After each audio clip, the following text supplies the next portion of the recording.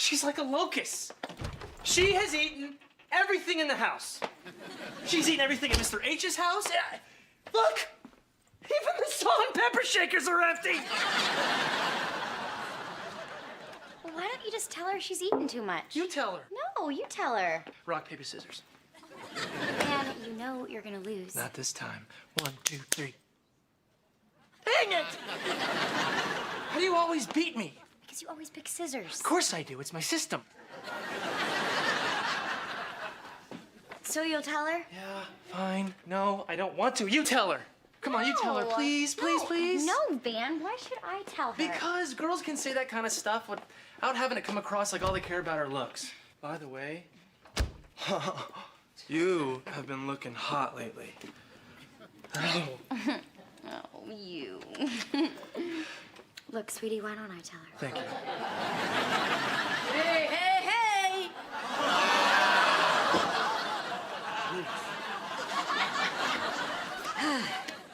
Guess who Luigi gave the free pizza to? Luigi doesn't have to roll her out of the bed every morning. You know, Mom, we really don't need another pizza. I mean, it's really just the three of us. Oh, I know, but I had to take it. It was free.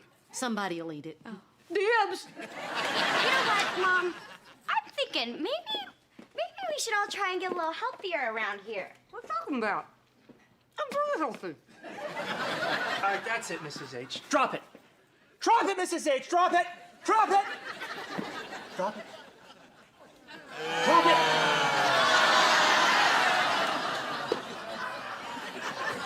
Mrs. H, I can't stand to see you do this to yourself. It's like you're trying to eat yourself to death. Why? What happened to you? What's different? Yoo-hoo! I'm here, and I'm thin! Yeah, thin as a stick and dumb as one. Yikes. What's eating Gilbert grape? Look at that. They look like the number 10.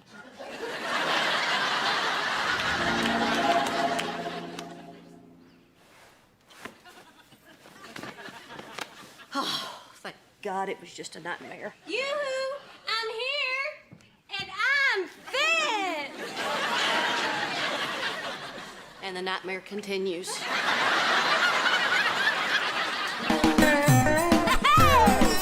My roots are planted in the past, though my life is changing fast. Who I am is who I wanna be. A single mom who works too hard, who loves her kids and never stops, with gentle hands and the heart of a fighter.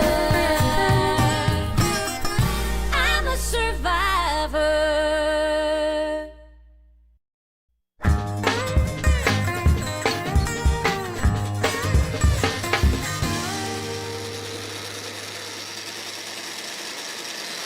Hey, Mom, you making some pancakes? No! I'm making everyone a power smoothie, and this afternoon I'm taking a power walk. Power walk. Oh, don't forget your power cane.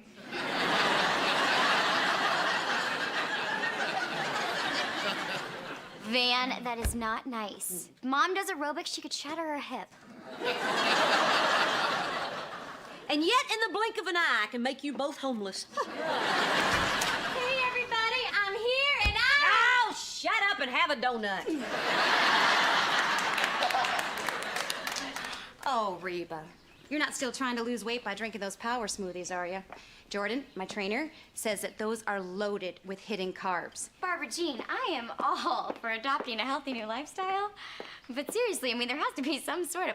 Will you stop staring at her? What? We've been staring at her for like the past 2 hours. Well, she's pretty. I'm pretty. Well, of course you are. You've always been pretty, but she's new pretty. Oh, man, that is such a funny story you can tell to your next wife.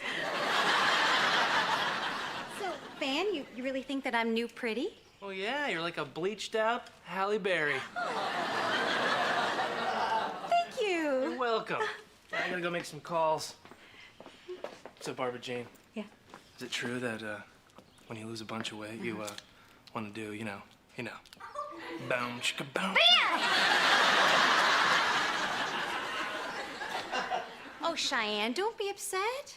You're still hot. You're like a bleached out Jan Brady.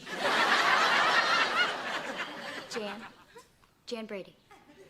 I'm Marcia. Marcia! So, Reba, I got an idea. You should come down to the gym and meet Jordan, my trainer. Seriously, he will change your life. I mean, he is so much more than a personal trainer. He taught me how to work out and eat right. We go over the clothes I'm gonna wear, the movies I'm gonna see. Whoa, the movies you're gonna see? What's that got to do with you getting in shape? Oh, nothing. We just have the same sense of humor. That Tim Allen just kills us. I mean, whether he's playing a dog or Santa Claus, you just buy it. So you'll come meet Jordan? No. Oh, come on, Reba. I want my best girlfriend to meet my best boyfriend. Boyfriend? Oh, whoops. That came out wrong. Oh. Well, thanks anyway, but I'm just gonna be here with my smoothie.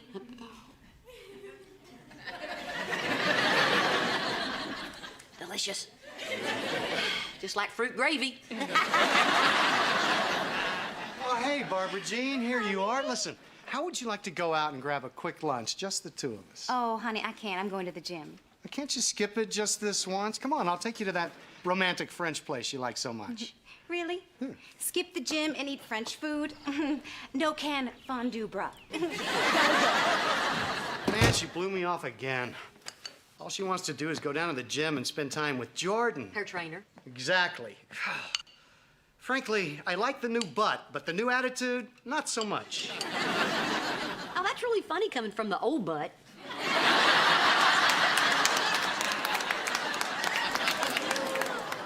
Jordan's so great. Jordan's so toned and funny. Well, I got news for you. Nobody's toned and funny. Rob, you're overreacting. Oh, really? Yeah, I think she might be having an affair with this guy. Barbara Jean with her trainer? I mean, sure, he's probably a better man than you are, better looking and younger, but... But? That's it.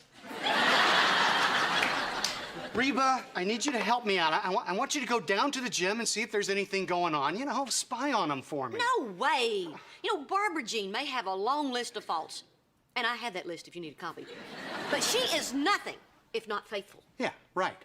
Up until now. But now that she's thin and hot, she has all kinds of options. Look, Brock, if it's worrying you that much, be honest with her. Tell her how you feel. Tell her that you just need a hug every now and then. Oh, now there's a great idea. See? Why, since my competition is a macho, muscular dude, I should go the other way and appear all weak and whiny. Your solutions are ridiculous, Reba.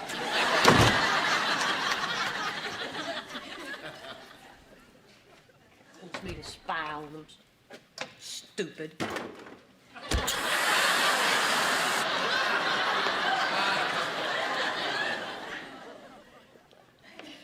Hard to believe this is supposed to be good for you.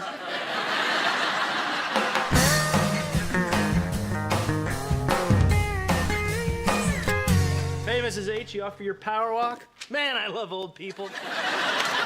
Power walking, moving along, swinging their arms.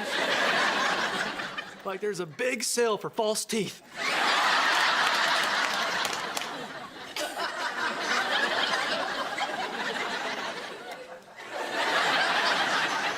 No, I'm not going for my power walk. This whole physical thing's getting everybody acting wacko. What do you mean?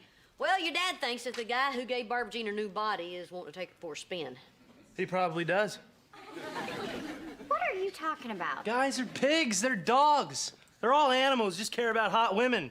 Or hot dogs. My point is that when you got a hot lady, you gotta keep your guard up at all times. I used to. You used to? No, baby, don't take it like that. It's just that I've grown into a mature, stable individual, that's all. Well, I don't like it!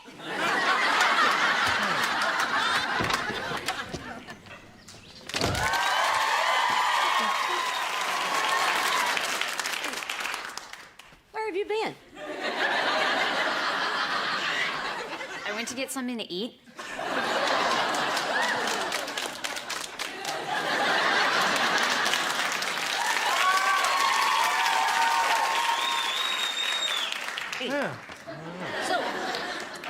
think that Brock might be right about this trainer? Sure, this guy could be hot for Barbara Jean, but since Barbara Jean isn't looking to play, there's no problem. And it's obvious Barbara Jean isn't looking.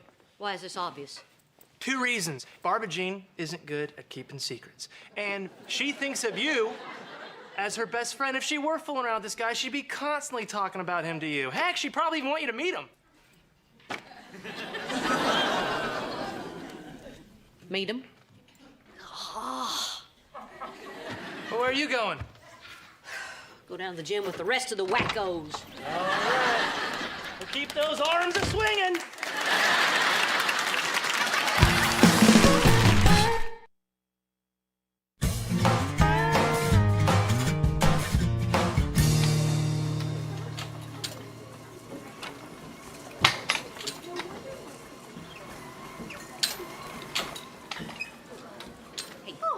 Reba, you came. Yeah. Man, there's a lot of beautiful people around here. You should see him naked in the shower. Jordan! Hey. Ready to start, Barbara Jean? Yeah. Hey, you look great in that outfit. Oh, well, you know, the other one was getting kind of baggy. Can you believe her? She did the impossible. She lost all that weight and kept these fellas.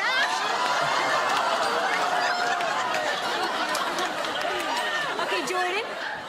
Jordan, this is my friend, Reba. Hey, I'm Jordan. I'm Reba. So, you gonna join us, Reba? Oh, no, I just think that me and my fellows will just watch for a while. Well, Reba, you are not going to get into shape by just watching. You need to sweat a little. Yeah, but you guys got to understand, it's been a while since I've been in a gym like this, and I don't think... Hello!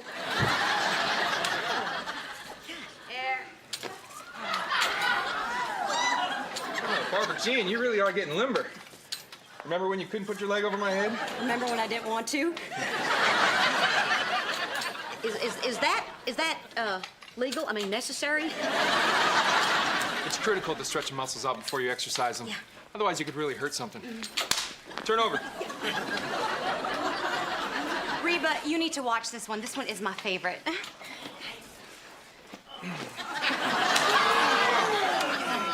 Now, this gives a good stretch to the back and Yeah. chest muscles. Really should do this once a day. Oh, I'd do it all day if I could. You know, is this one of these gyms that has the heat on real high? 'Cause I'm sweating. Okay. Oh, wow. Time for some weightlifting. Oh, good. That's enough of that stretching. Hello. Okay. Knock this out. Yeah, okay, all right. You know, I think I've seen enough. So what do you think? You have any interest in getting a personal trainer? Only if he takes me out to dinner first. Are you sure, Reba?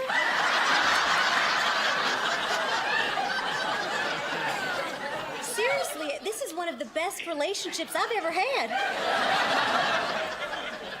Oh. I think Jordan has his hands full with you. Oh, you're a beginner, Reba. You'll start with Dot. Dot! Yeah! This is Reba. She seems a little tense. I'd spend some extra time on the stretching. Hey, get down there.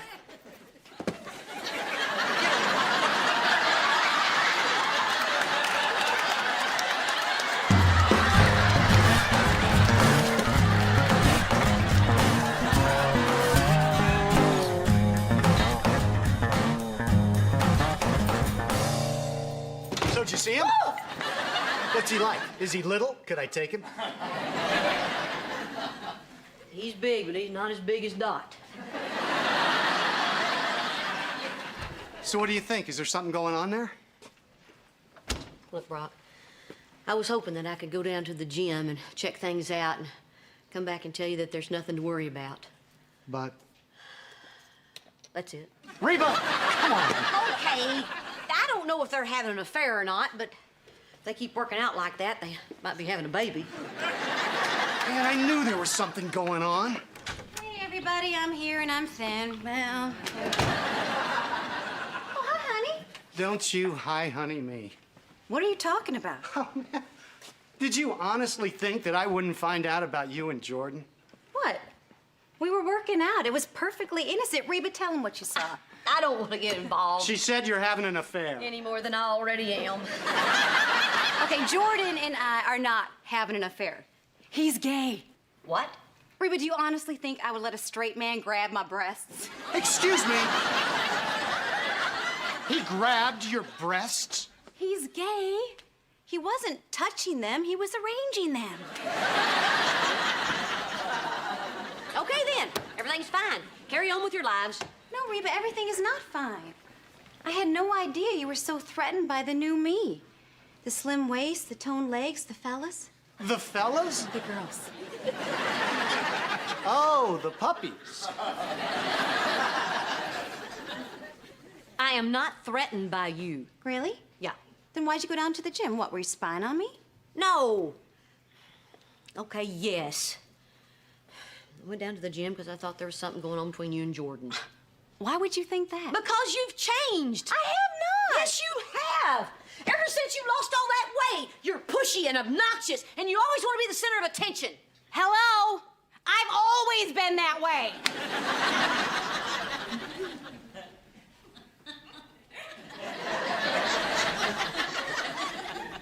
She kind of got a point there. Yeah, well, something's changed, Barbara Jean. Yeah, the way you guys look at me. I'm still the same Barbara Jean I always was. I'm just less winded. You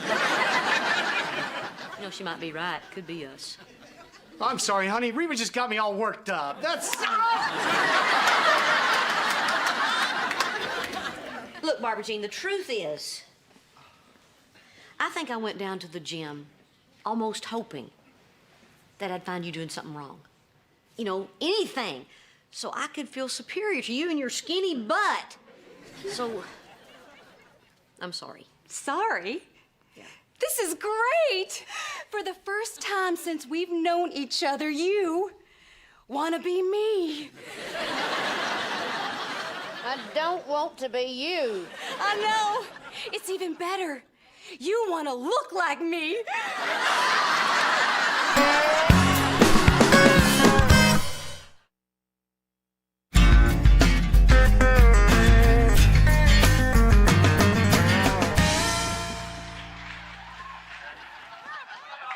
Hey, where are you going? Just gonna go grab something to eat. I'll see you next year.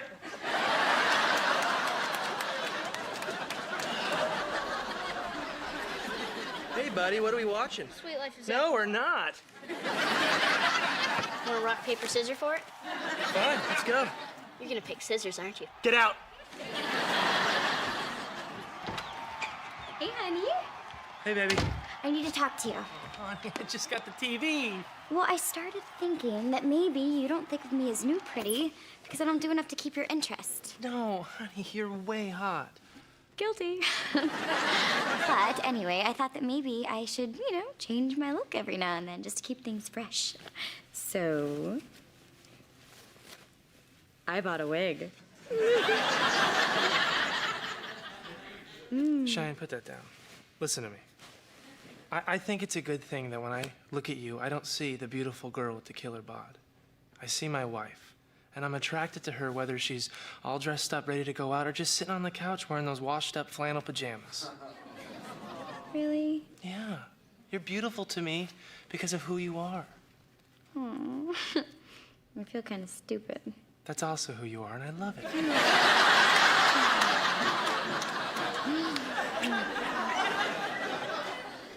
Come on, you. Where are we going? Oh, we are going upstairs. Oh, well, hold on.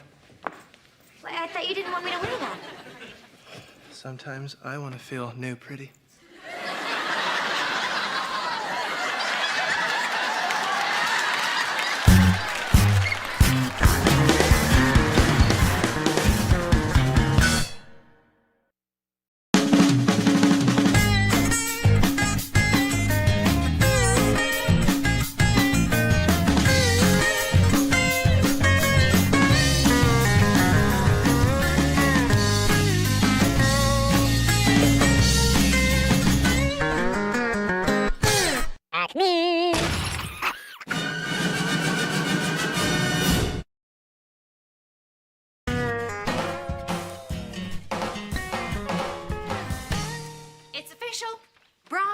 has lost his mind. No, I think it was official when Brock left me for you. Why? What's the matter? What's up with Dad? No way. Brock got a motorcycle? That's the funniest thing ever. Oh, no. Not even close. Just wait.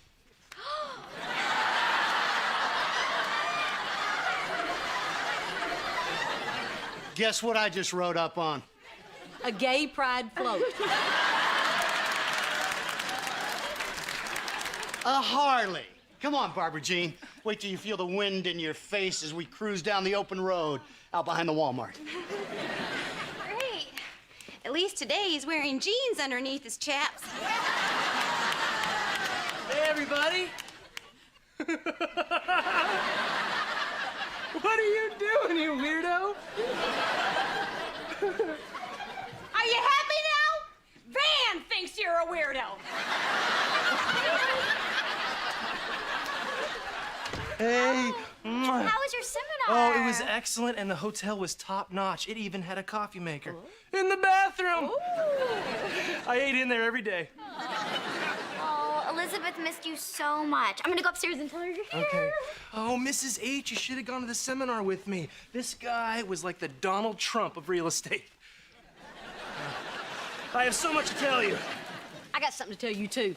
Yesterday morning, there was a message on the office voicemail from Steve Norris. Norris Realty, Steve Norris? Yeah. They're like the biggest firm in the city. What do you want? Oh, nothing much. Just a meeting. You know what I think this means, Van? He wants us to join him. No way, we can't just leave our company. Why not? Realtors move to different agencies all the time. Well, that may be so, but I'm not that kind of person. I'm a loyal guy, Mrs. H. Ever since I was 6 years old, I have never brushed my teeth with anything other than Aquafresh. Van, be realistic.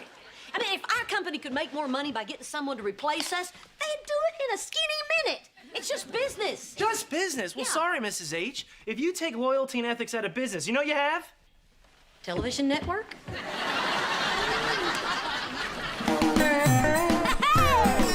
My roots are planted in the past, though my life is changing fast. Who I am is who I wanna be. A single mom who works too hard, who loves her kids and never stops, with gentle hands and the heart of a fighter. I'm a survivor.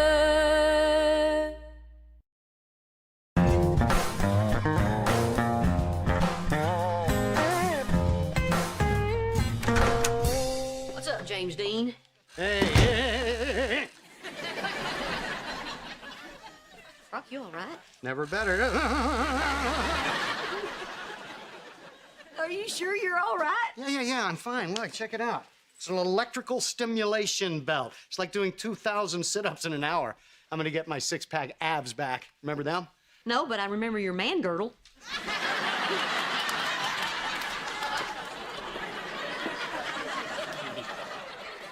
Listen, Brock, I need to talk to you about something. This phase you're going through with buying the motorcycle and wearing the leather outfit and electrocuting your belly fat.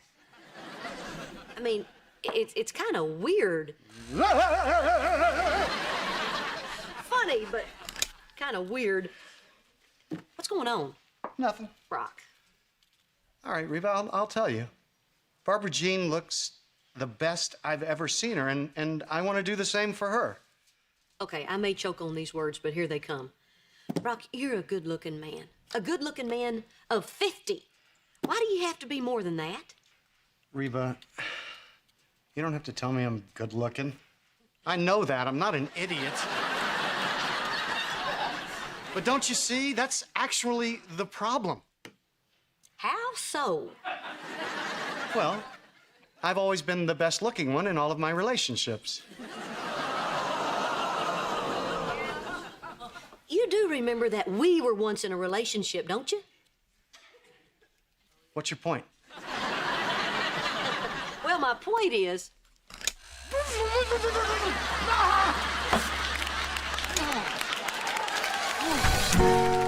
Switching firms wouldn't be loyal? Who cares? Van Norris Realty could be a huge opportunity for you guys. You know, I can never figure you out. You're the one person I would expect to agree with me. Ever since you got sober, you're always whining about doing the right thing. That was a phase, okay? Now, I'm comfortable with my sobriety, and I'm going back to thinking what's best for me. I mean, us. Really? You mean you're going back to that vain, shallow chick I fell in love with? Welcome back, honey. Look, I really think that you should do this. Look, there's more to this than just loyalty. Our company doesn't see me as your mom's assistant. They see me as her partner. They know how good I am. Well, so would these other guys. No, Steve Norris doesn't know me from Eve. He thinks I'm the assistant. Maybe he thinks that now? I mean, who cares, Van? After hearing you talk at the meeting, he's gonna know how great you are. Hearing me talk? I don't see that happening, Cheyenne. Your mom can be a little la la la la la la la la. Okay. Set the meeting. But tell Mom it's later than it really is. Get a little alone time with him. Yeah, by the time she shows up, he's already going to be impressed with you. I love that idea. I'll set a lunch meeting. At my seminar, they were teaching us how to impress people with lunch meetings. You tip big and order things that aren't on the menu. I could order, like, yak. Hey, Mrs. H! I rethought what you said and I'm in. I'm gonna set the meeting with Norris. Oh, yes! Now remember, Van, let me do most of the talking, okay? Oh, you know me. I'm not one to yak.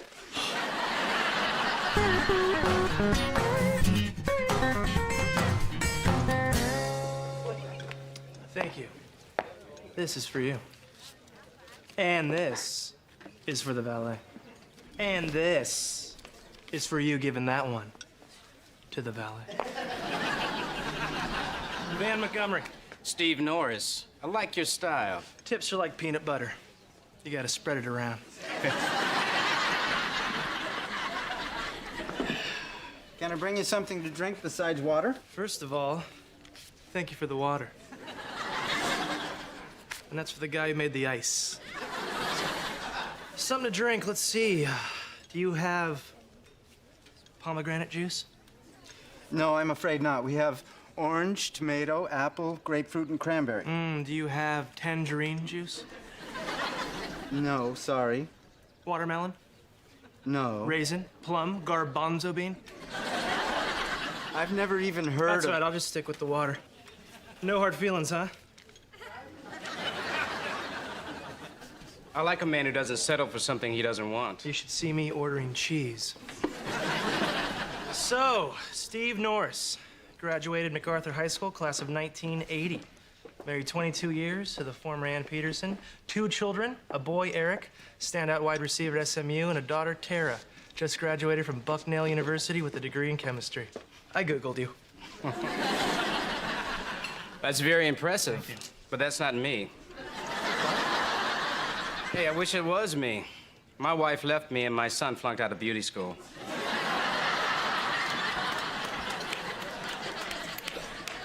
Stupid Google. Great, now you probably think I'm an idiot. Why, because you tried something? That's what's impressive. Besides, you don't need to know who I am. I know who you are. Yeah, right. I do. You are one of the hottest young real estate agents in town. I watch the MLS. I see how you move properties with innovative ideas. Like that place on Garfield, it's set for 8 months until you got the listing. You sold it in 2 days. Hired a Kliegelight, did the showing at midnight. I know, I was there. I still have the balloon animal. Oh, yeah? Yeah. It's a wiener dog. So it makes me wonder what you could do with a larger inventory. Like, say, ours. Oh, man.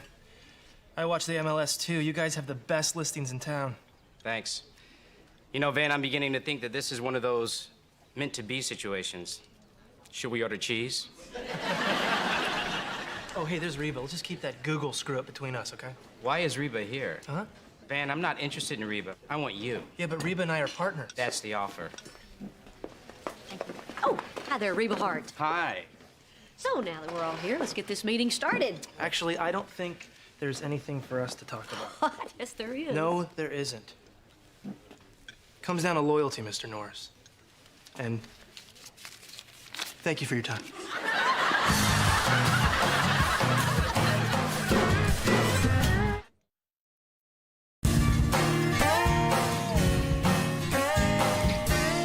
Okay, he's not picking up his messages, and he wouldn't talk to me at the valet stand. How am I I gonna kill him if I can't get in touch with him? Mom, you have got to calm down. I told him, let me do the talking, but what does he do?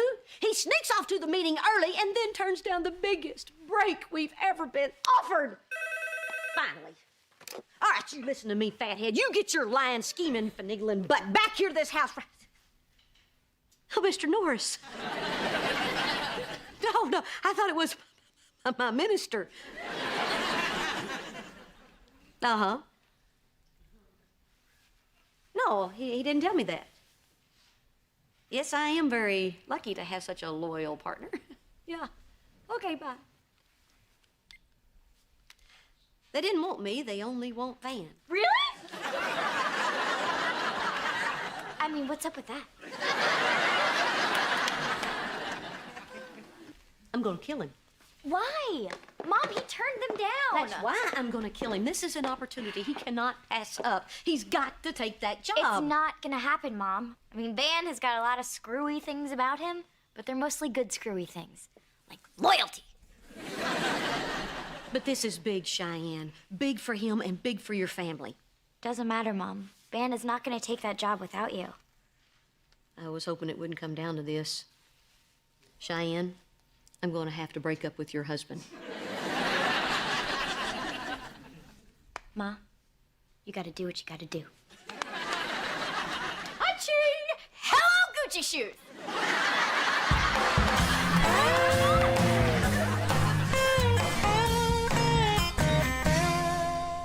No. Don't give me that crap, Dom. The deal was the band gets the door, you get the bar. So now, because we're packing people into your club, you want to get a piece of the door? No way. That is a deal breaker, my friend. We will walk away, I swear. Yeah, it'd break my heart, too. What are you, crying? I thought you were a Hell's Angel. Sorry, I had to take that. What were you saying? I was just asking if you wanted to have a pajama party tonight and watch Little Mermaid with me.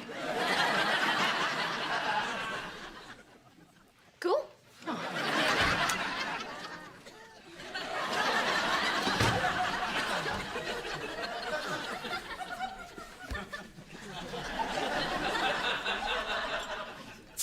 So, Napoleon, did you vote for Pedro? Oh, the perm. Yeah, I thought I'd try something different. Mission accomplished. Sideshow Bob. Still, listen, I was wondering if maybe you'd like to go to dinner. Good God, man, what have you done? What's the big deal? So I tried something different. Different? Why don't you try something really different and be the same person 2 days in a row? You are driving me crazy. You're driving me crazy. Well, what is that supposed to mean? Yeah, well, what about you? You're reinventing yourself every day. Well, that's different. I'm young.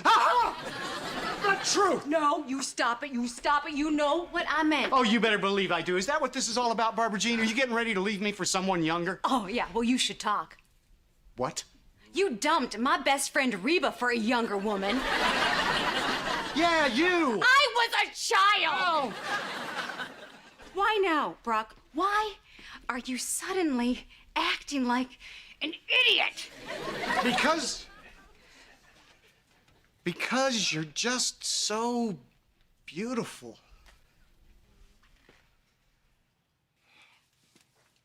It's not so bad.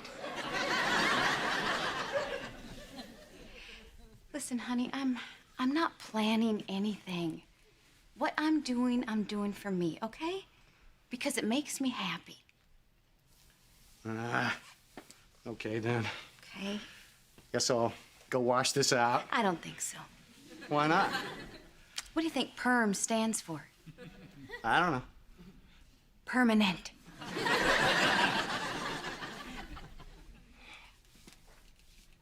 Oh, God. Man, I'm gonna need a hat.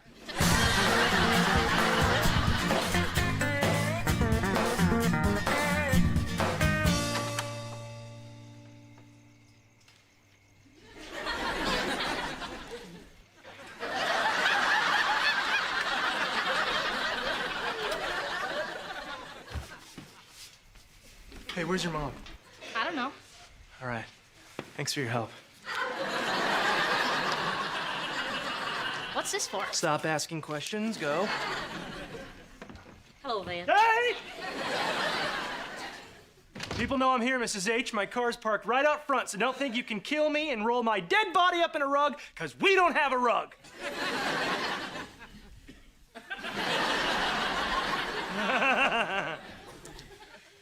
Relax, Van. We need to talk.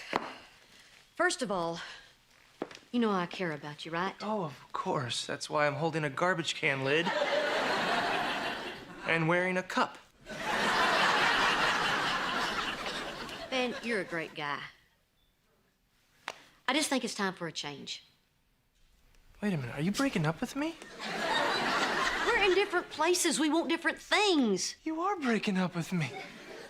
No one's ever broken up with me before. Van, we used to laugh a lot, but we don't seem to laugh anymore. This is about what happened with Steve today, isn't it? Because it's not what you think, Mrs. H. It's not just that. Then what is it? Tell me. I can change. We can laugh again. Look. Remember when I hit my head with the garbage can lid? Oh, good times. Stop it. Don't make this any harder than it already is. I want to be free. I want to spread my wings. What is that supposed to mean? That I'm holding you back? You want to know the truth, Mrs. H? Steve wanted me. That's right. He wanted me bad.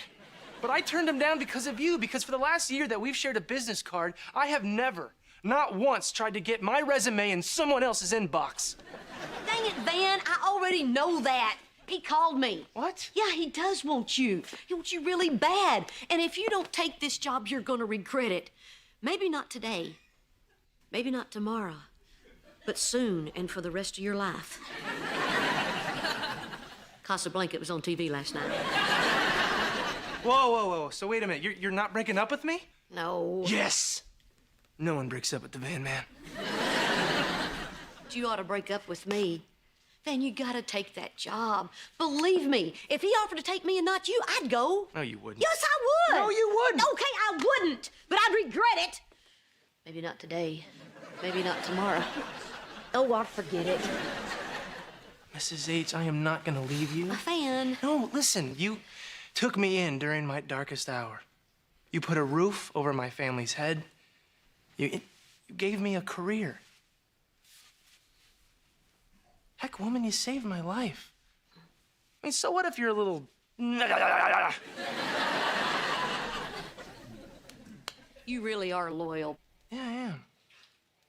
Now, if you excuse me, I'm gonna go brush my teeth with Aquafresh.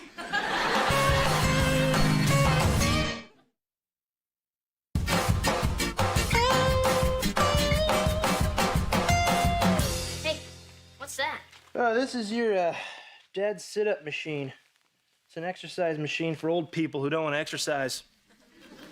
It's called the I Give Up 2000. So, what's it do? That's all I can tell. It doesn't do anything. Yellow. Oh, hey, Mr. Norris. Van, you don't have it turned on. Yeah. Well, you know, it was a difficult decision for me to make. It's just that Mrs. H and I are an unbreakable team. But no, I really think that I would work well with you. I think I have really good people skills. Yeah, so, what? Oh, no, I'm fine. I just have a little cold. You know, Mr. Norris, I gotta call you back, okay? Come here, you little shrimp.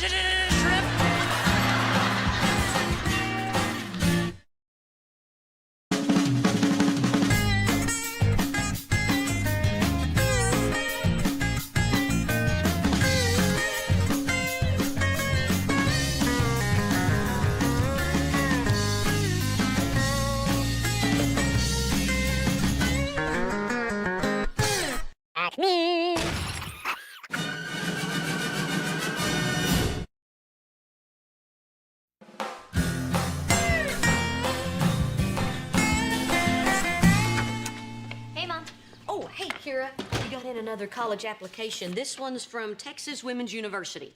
An all-girls school? What's the point of college? Carrie, you gotta get on this. College is just right around the corner. No, Jake's around the corner getting beat up by a girl. Yeah, she really likes him. College is a long time away. 10 months is not a long time. Is it really only 10 months? Yeah, you're gonna be gone before you know it. Wow, I guess I will. Yeah, and honey, if you don't take care of this on your own, you'll be going to Good Buddy Trucking Academy. Jake, fetal position, fetal position. Man, that chick really likes him. Mrs. H, what are you doing? What's it look like I'm doing? I'm making a salad, you donkey. Yeah, I see that in the middle of the day. We have work to do. Do I have to remind you that I gave up a great opportunity with Norris Realty to stick with you? Apparently, because you bring it up every 10 seconds. And yet you choose to waste time feeding your family. I don't get it. Man, look, I know you want to work harder, so this is what I've come up with. Instead of us getting to the office at 8 o'clock in the morning, we get there at 7:45. What do you think about that? Wow, with that go-get-em attitude, I'm surprised you don't run the world. Man, just listen. 15 minutes adds up to 6 hours and 15 minutes a month. Heck, you've wasted twice that much just noodling over there in the garage this week. Noodling? Noodling.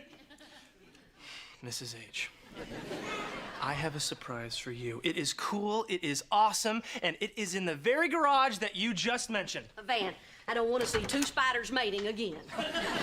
Don't worry, she ate them after they did it. Come on.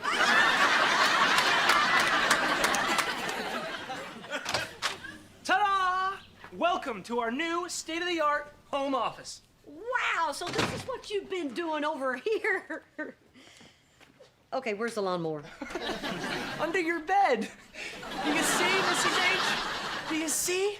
Now we don't have to go to the office to work. You can come down here anytime, day or night, even in your bathrobe with no makeup on. Just give me the heads up if you're gonna be doing that. Ring, ring. Hello, Reba Hart here in my new home office. Oh, it's a good question, potential client. Let me consult my newly installed files. Oh my, how convenient. A database of every listing in the Houston area. Would you looky there? My son-in-law is not a donkey. Call you back, huh? Yeah, and while I'm doing all this work stuff, who's doing everything else around the house? You.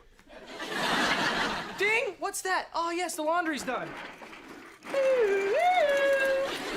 Now I take out the laundry right when it's dry and fold it so it doesn't wrinkle, and then I iron it, just the way Van likes it. Well, Van, I gotta hand it to you. Looks like you've thought of everything. That's right, because that's what you get when your partner is a genius.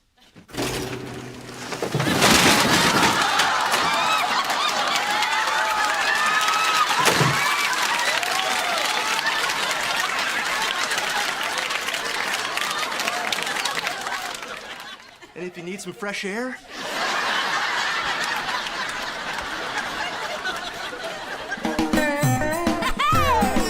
My roots are planted in the past, though my life is changing fast. Who I am is who I wanna be. A single mom who works too hard, who loves her kids, who never stops, with gentle hands and the heart of a fighter.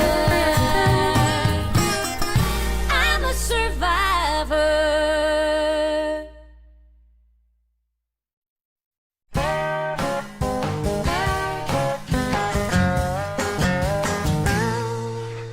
all right, Mrs. H, I made a list of 200 potential clients that we need to call by the end of the day.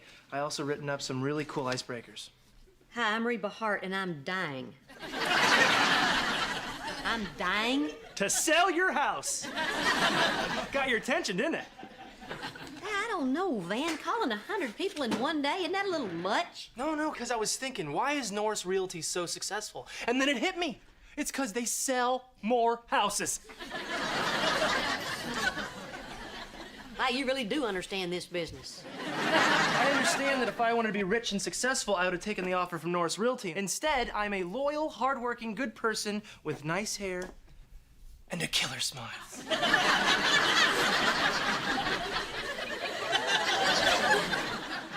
That's not a killer smile. That's a smile of a killer.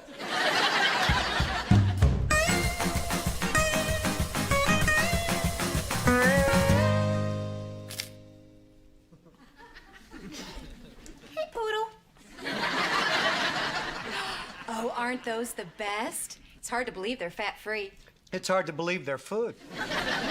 I told you eating healthy would make you feel better. Now, I know it's an adjustment, but honey, I'm just so proud of you. Okay, Dad. Double chili cheeseburger, a side of onion rings, and a chocolate shake. And they stamped your card, so you got a free apple pie. Yes! Brock? Honey? Oh, don't worry, baby. I'm gonna eat this on the treadmill. The way that man eats just makes me so mad I could spit. Which I will not do because a lady doesn't spit. Although my aunt used to spit professionally. She trained in France. Barbara Jean, I have something I want to tell you, and when I do, I don't want you to cry or make a big deal about it. Oh my gosh. Is it my aunt's saliva? Is she dead? Oh God. Oh. No. I want to move back in with my mom. Oh. I see. Please don't be upset. Oh. You know, it's not about you. I was just thinking about my aunt. You know? I should really go see her. You know, I haven't seen her since she won the Baton Rouge Spit-Off. Look, I know this isn't easy for you, but I'm gonna be going to college in less than a year, and I just want to spend that time with my mom. You understand, right? Oh, sure. Of course I do. So you're not upset or angry? No, honey, no. In fact, I'm actually kind of proud of you. I think you made the right decision. Thanks, Barbara Jean. Of course.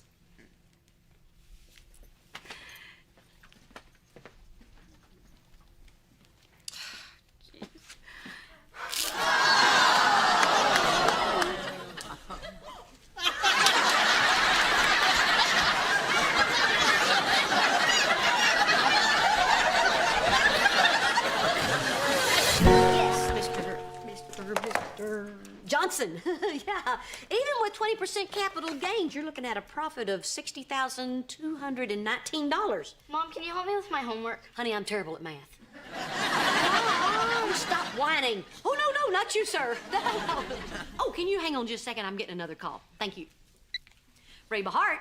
I've made 83 calls. How about you? Well, 7, but in fairness, number 4 was lonely and wanted to talk about her cats. Come on, Mrs. H. We need to concentrate. The only thing that we should be focusing on is real estate, real estate, real estate. By the way, when's dinner? Okay, then I gotta go. Okay, sir, now about your house. Mom, Elizabeth may or may not have flushed something down the toilet. What? Well, let's just say her pink dolly is missing and the bathroom is flooded. Well, stick your hand down the toilet. Oh, no, not you, sir. Hello?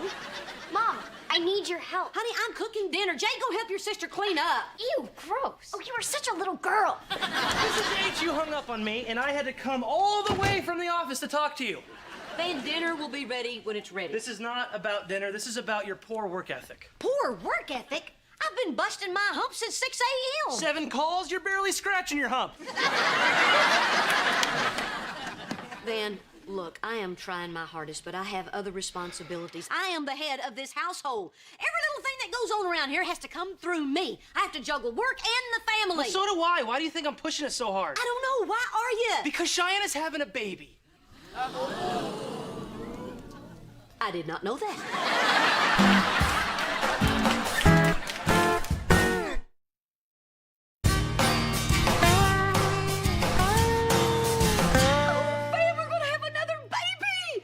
So this is why you've been acting so insane. Yes. A baby is coming, and I guarantee you it's gonna show up with no money. Wait. Here's the thing. Cheyenne doesn't want you to know. Hey, we're talking about my grandchild here. Cheyenne's wishes mean nothing to me. Wait. Mrs. H, it just happened, and she doesn't want you to worry. With your high blood pressure and short fuse, you're a ticking bomb. When we tell people, you'll be the first. Okay, I understand. I'll try to contain my excitement. Thank you. And just don't gush and coo or she'll know something's up. Okay. Promise? Yes, Van, I promise. Okay. Ah! What? I'm just going to the bathroom. Well, if you're gonna go on break, you're gonna need to sign out. Okay. There's no I in Reba.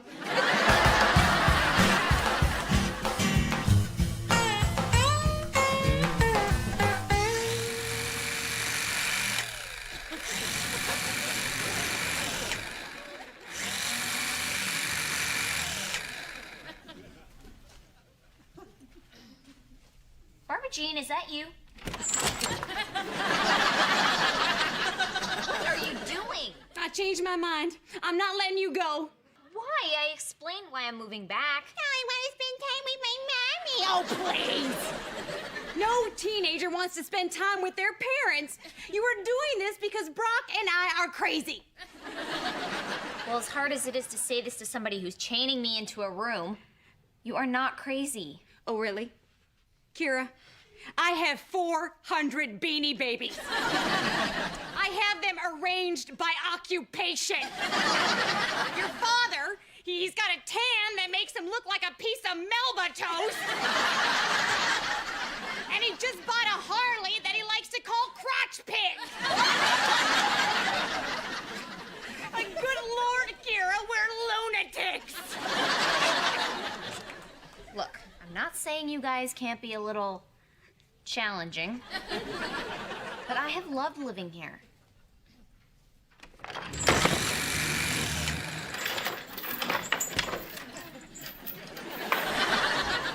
You mean it? Yes.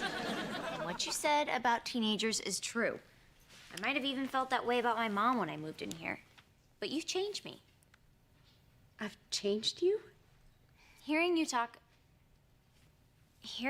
talk about Mom and how much you love her, it made me realize how special she is. I owe you for that. Huh. I am responsible for the reunification of you and your mother? Go to her. Go to your mother. She needs your love. I was kind of... Don't question my wisdom. Just go. Go and love her with your newly healed heart.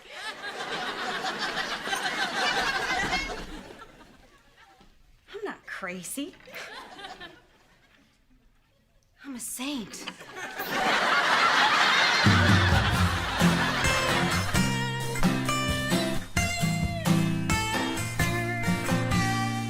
Hi, Cheyenne.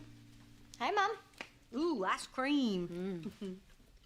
You know, I don't know what made me think of this, but when I was pregnant with Jake, I ate a ton of ice cream. Yeah, and look what happened to him. Can I hug you? What for? No reason.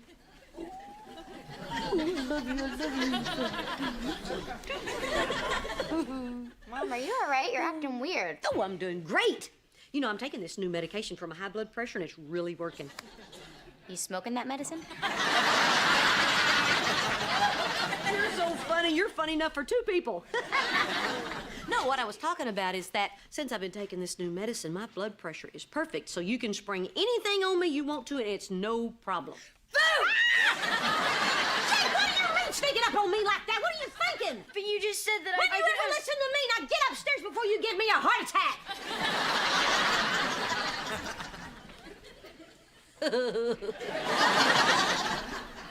Children.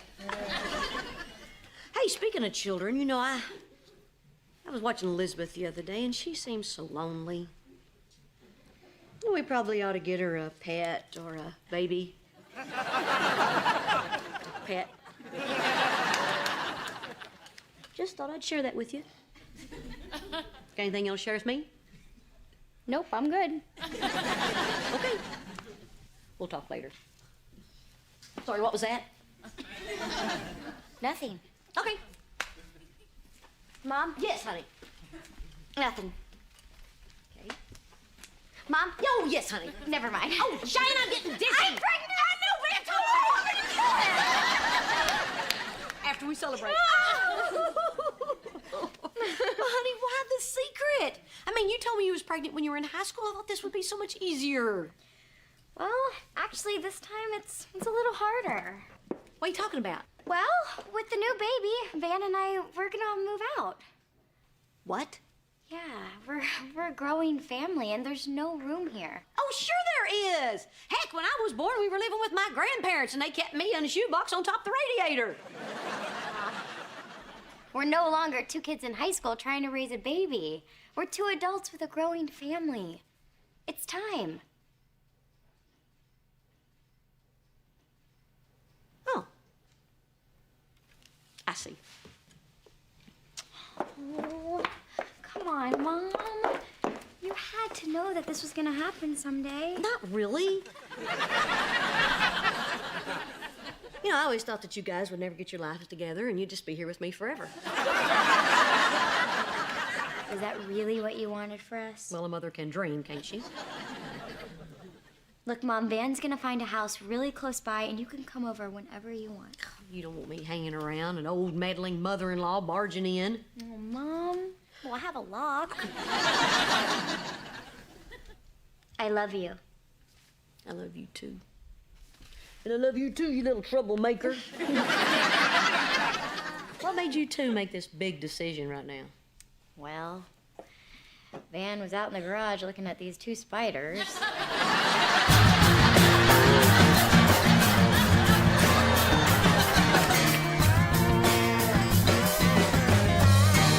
What's this? Don't touch that. Those are all the listings on the market today and a bunch of frozen waffles. I want the files to look really full. And what's that? These are the houses that Cheyenne and I are looking at. And why are you here? Is this the only place where you can hide from the sunlight? Well, I heard that besides knocking up my sister, you were actually good at something. I had to see it for myself. Well, now that you have, why don't you go to the malt shop and hang out with Potsy and Ralph? Hey, what's with the tape? No, don't touch it! Away from Why it. not? Because if you do, I will follow you to college, stand out front of your dorm, and tell everyone I see that I'm your boyfriend. And I will say it like this. Ah! Here's my girlfriend. I love her.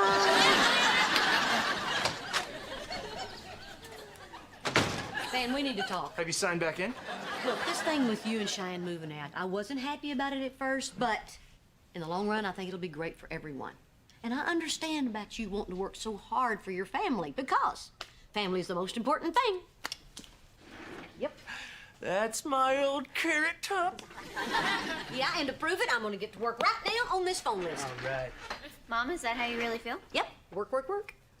Oh, 'cause I actually wanted to move back in with you.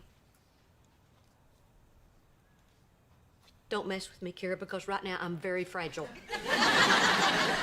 No, I mean it. Yes! I'm taking the day off. Well, this is H. We have work to do. Family comes first, Van. Let's go fix your room up. Sign out for me. No, don't touch it!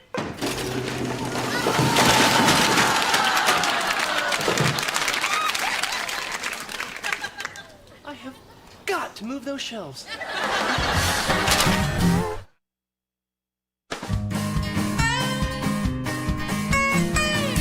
So we're moving out. Cheyenne, we are finally adults. I know. This is the biggest thing to happen to us since we became parents. You know, all thanks to your mom. She let us stay here when we needed help, and now she's letting us leave. She is something else, isn't she? I just hope when it comes time for us to let Elizabeth go, we can be as selfless as she is.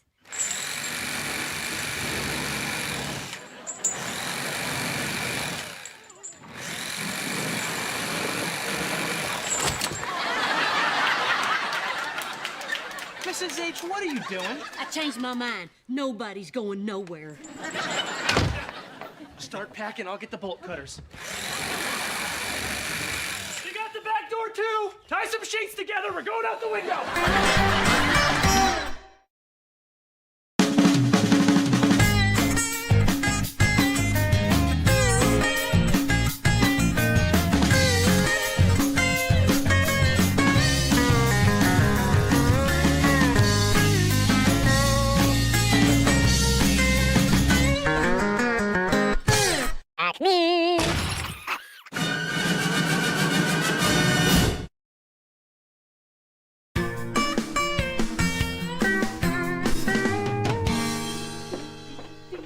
Hey, Mrs. H, that bungalow on Vesper Avenue is having an open house on Saturday.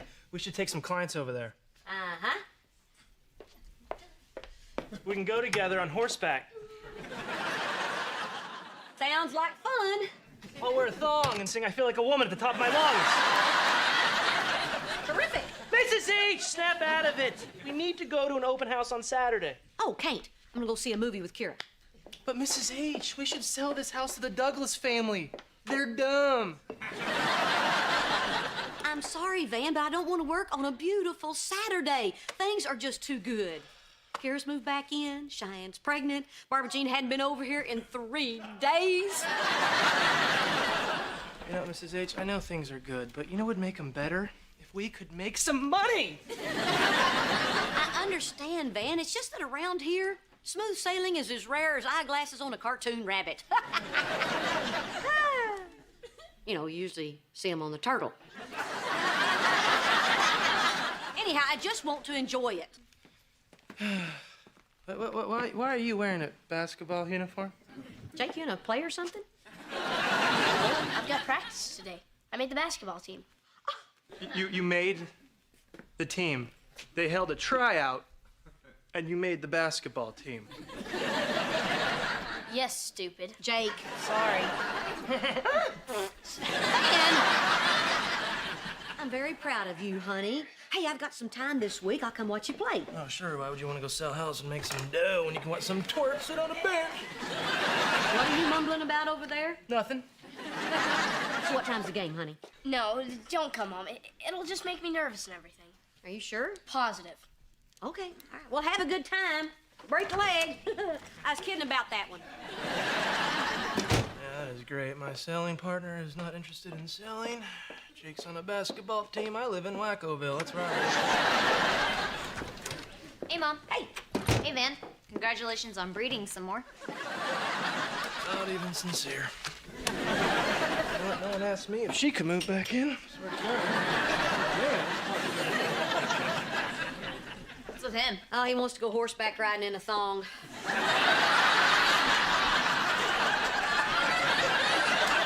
It's a long story.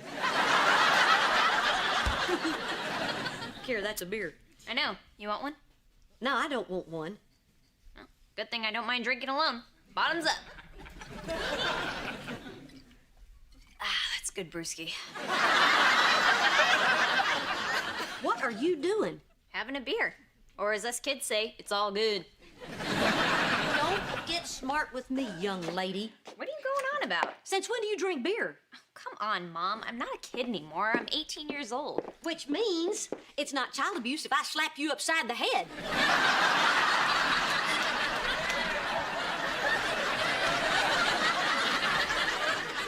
I don't get it. Dad and Barbara Jean let me. I knew it. I knew those two were behind this. They're dumber than a 5-pound sack of stupid. They said as long as I only drink at home and they were there, it was okay. Honey, we have rules around here, and one of them is we don't listen to your dad or Barbara Jean. I'm sorry, Kira. I'm gonna have to put my foot down on this. Here we go again. And what's that supposed to mean? Nothing. Just more rules, that's all. Nice to be back in jail, Warden. Don't tell me about rules. I'm pretty flexible if you ask me. You were late today and I didn't say anything about that. You just did. Yeah, well, don't tell me what I just did. I'll tell you what I just did. Sitting around here like it's a pub or something. Tell you what.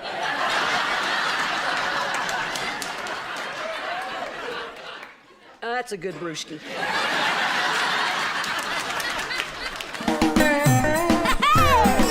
My roots are planted in the past, though my life is changing fast. Who I am is who I wanna be. A single mom who works too hard, who loves her kids and never stops, with gentle hands and the heart of a fighter. I'm a survivor.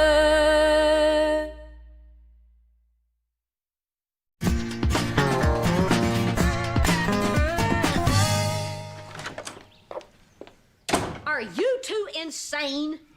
No, we're bored. Did you tell Kira she could drink beer? Yes? And I know what you're gonna say. Wine is more ladylike, but I tell you what, that kid loves the suds. I was wrong. You two are dumber than a 10-pound sack of stupid. Look, Reba, we made a deal with Kira that occasionally she could have a beer now that she's 18. It's a good way to have some control and keep your teen from feeling deprived of something. I read that in an article in a parenting magazine. Or a bartending magazine, I can't remember. Maybe it's because you were drunk, honey. And that's what passes for wit in this house. Bravo. Okay, stop it. Just stop it. You're still in trouble with me. Look, Reba, Kira's never even gotten close to drunk, and she's always stayed in the house. We had her where we could keep an eye on her. Yeah, it's better than having her running all over town doing God knows what. Teenagers can get into some pretty racy stuff, believe me. No, I believe you. This one time, I was down at Possum Swallow Creek, and this boy dared me. Yeah, she said she believes you. Look, Reba, we had a pretty good thing going with Kira here, okay? Tell you the truth, I don't even think she likes beer. She just liked knowing that she could have one. Nobody was telling her no. Reba, we thought this over very carefully. We believe that if you trust the child, they'll make the right choices on their own. I mean, Brock and I may be dealing with a strained and painfully awkward marriage, but we are good parents. Yeah. That's the dumbest thing I ever heard in my life. But Reba! No. We're her parents, not her drinking buddies. Well, things are gonna be different over at my house. Oh, and before I leave, what brand of cigarettes do you buy for Jake? What was that for? You let Jake smoke?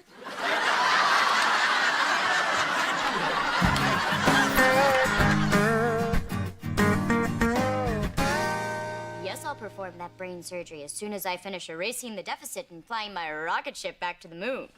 See, sweetie? Girls are smart. They can do anything they want. Oh my God, this top is darling. I wish they made it for really.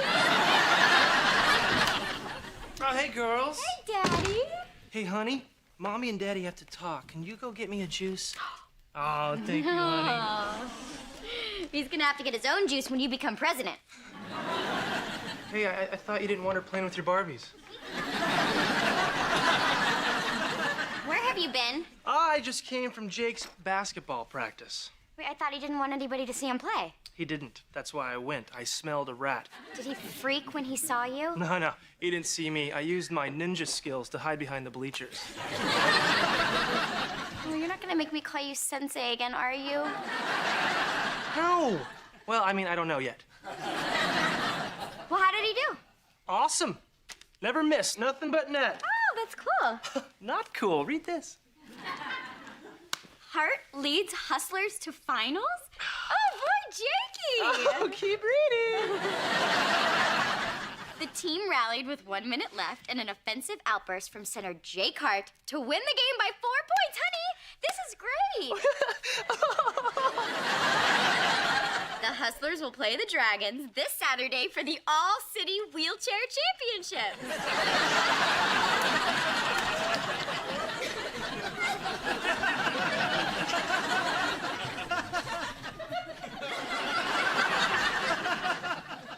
Wheelchair? Wheelchair. Jake is on a wheelchair basketball team. He's a fake cripple kid. This is bad dumb. You okay, Ma? No, I'm surrounded by idiots. Oh, you don't even know the half of it. What did Dad and Barbara Jean do now? Your dad and Barbara Jean have been letting Kira drink beer. And? Does that deserve an and? She's a child. You don't let children drink. We're not France. First off, Kira's not a child. She's 18. Okay, so she can vote and fight in a war, but sober. Is she drinking too much? No. Is she being responsible? Yeah, I guess. Well, then leave her alone. Yep, Mrs. H, leave her alone. Trust me, you have bigger fish to fry.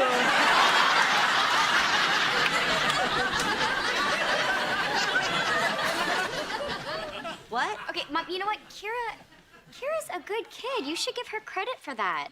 The way you freaked about drinking when I was her age almost made me want to do it more. Oh, I'll say. Oh, you couldn't wait to get out of here on weekends. You were dangerous. Out of control, promiscuous. You were like a frat boy.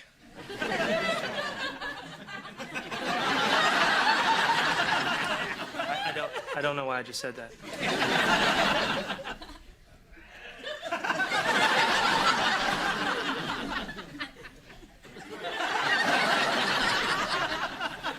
Mom, your big rules might be part of the reason that I developed a drinking problem. Oh, I knew if I waited long enough, this would become my fault. Does that sound gay?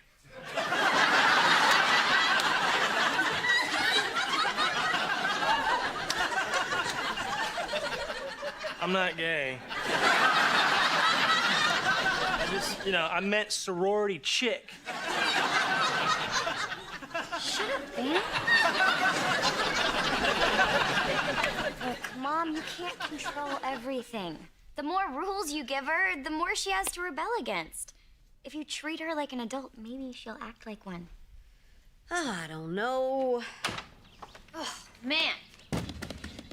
I had the worst day ever. I was the only one prepared for my band practice, nobody understood my art project, and apparently they no longer make the black lipstick I like.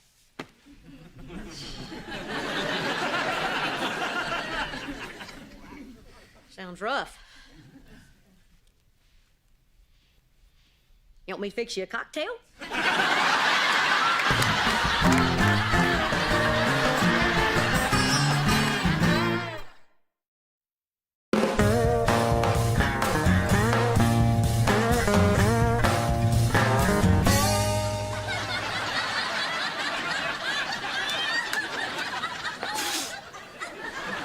Suddenly, I appear. I saw you. You wish. I am the night. It's still light out. Yeah, well, stick around. Oh, I see what's going on. May I pass, Sensei? No, Grasshopper. No, I just want to talk to you. So, tell me, how was practice? Okay. Yeah? Hey, let's take a seat. No. Oh. Been, sitting too much lately, huh? What? Wow. It's pretty nice basketball kicks you got there. Thanks. They're new. They look brand new. Like they've never even touched the old hardwood. They're just shoes. Man, you're weird. And you're a fraud. What? You're a handicap fraud. Or is it handy-capable? Doesn't matter. Dude, I saw you at practice. It's not my fault. It happened by mistake. Mistake? Jake, how do you get on a wheelchair basketball team by mistake? I don't know. I was just goofing off down at the rec center and I took this wheelchair.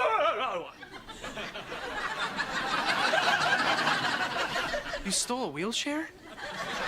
You knocked down some little tiny Tim out of his chair and stole it? Oh my gosh. I'm gonna be sick.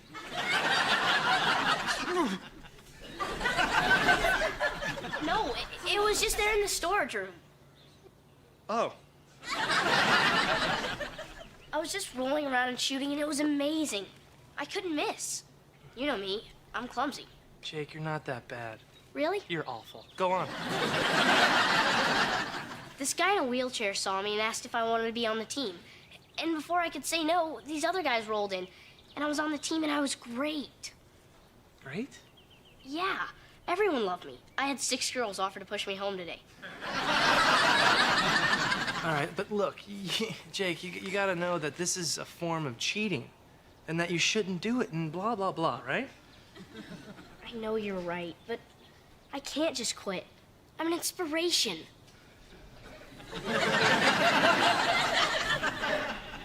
Okay, so you don't quit.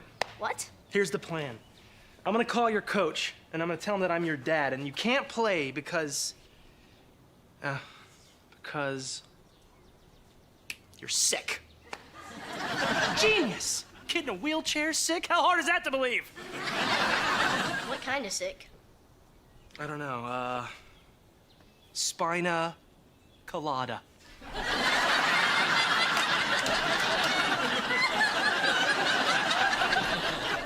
I like that. Spina colada. So look, now that you have your confidence back, we're gonna get you on a regular basketball team. Come on, go ahead, take a shot.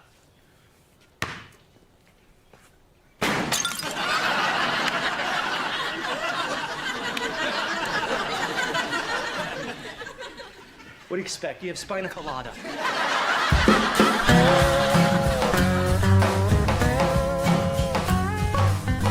Kira, come on, honey. Your breakfast is on the table. Oh, hey. Thanks, I appreciate it, but I don't have the time. Kira? Yeah? Where did that boy come from? He wasn't here when I went to bed last night. I'll give him a break, Mom. He just got out of prison. Kira. I'm kidding. He's the bass player for my band, and he came over last night to finish a song. No, not in my house. See, that's what happens when you let one little bitty rule slide. Nothing happened. We fell asleep. You fell asleep. Yes, what's the problem? I was in the bed and he was on my floor. No, my floor. My floor, my house. And that boy is not welcome to sleep on my floor in my house. Yep, the warden's back. Oh, yeah, she's back and badder than ever. As long as you live in my house, you will live by my rules. And there will be no boys coming in at night and leaving in the morning. None. Fine. Well, maybe then I'll just move back in with Dad. Oh, that reminds me. No more threatening of moving out. You live here now, and you'll live here until you go to college. I'm the boss. I make the rules, and you live by them. You understand me? Yeah. Yeah. And there will be no more drinking in this house. There will be no drinking over at your father's house of giggles either. Yes, ma'am. Oh, a new rule. You have to whistle all the way through the door when you leave. What? Yeah, that's a new rule, Kira. You do it.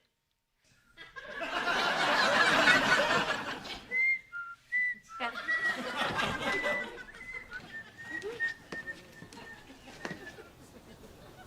That one probably won't stick.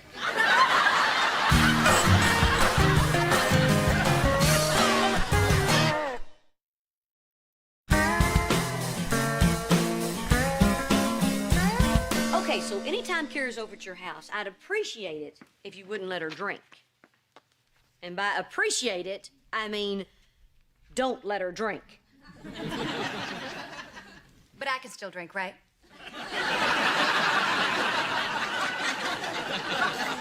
Because he is boring. I think you're the one that's boring. Oh, no, you are. No, you are. No, you are. I just have a little bit of homework and then a band meeting at 7, so I should be home around 10 if that's all right. Okay, just check in with me, okay? I will. Wow. Things seem to be really working out over here, Reba. Yep. Yeah, I tried to tell Barbara Jean we needed more boundaries. You did not. Yes, I did. You did not. Yes, I did. I told you. Speaking of boundaries, I think we need to talk about you guys bickering in front of people all the time. We do not bicker.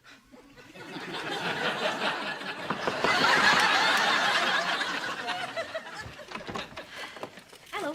Hi, I'm here to check on Wheels. I think you have the wrong house. Oh, I'm sorry, I'm Coach Donahue. I was looking for Jake Hart. We call him Wheels. I'm Jake's father. Can I help you? Oh, sorry to hear about this spina colada. Hey. Oh. Oh.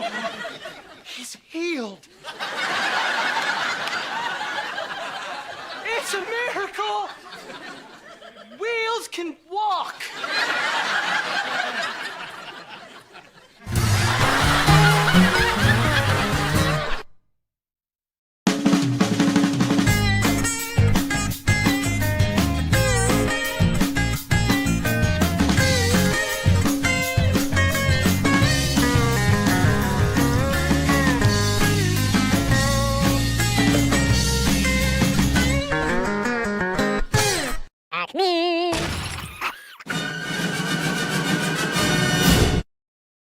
Of absolute devastation.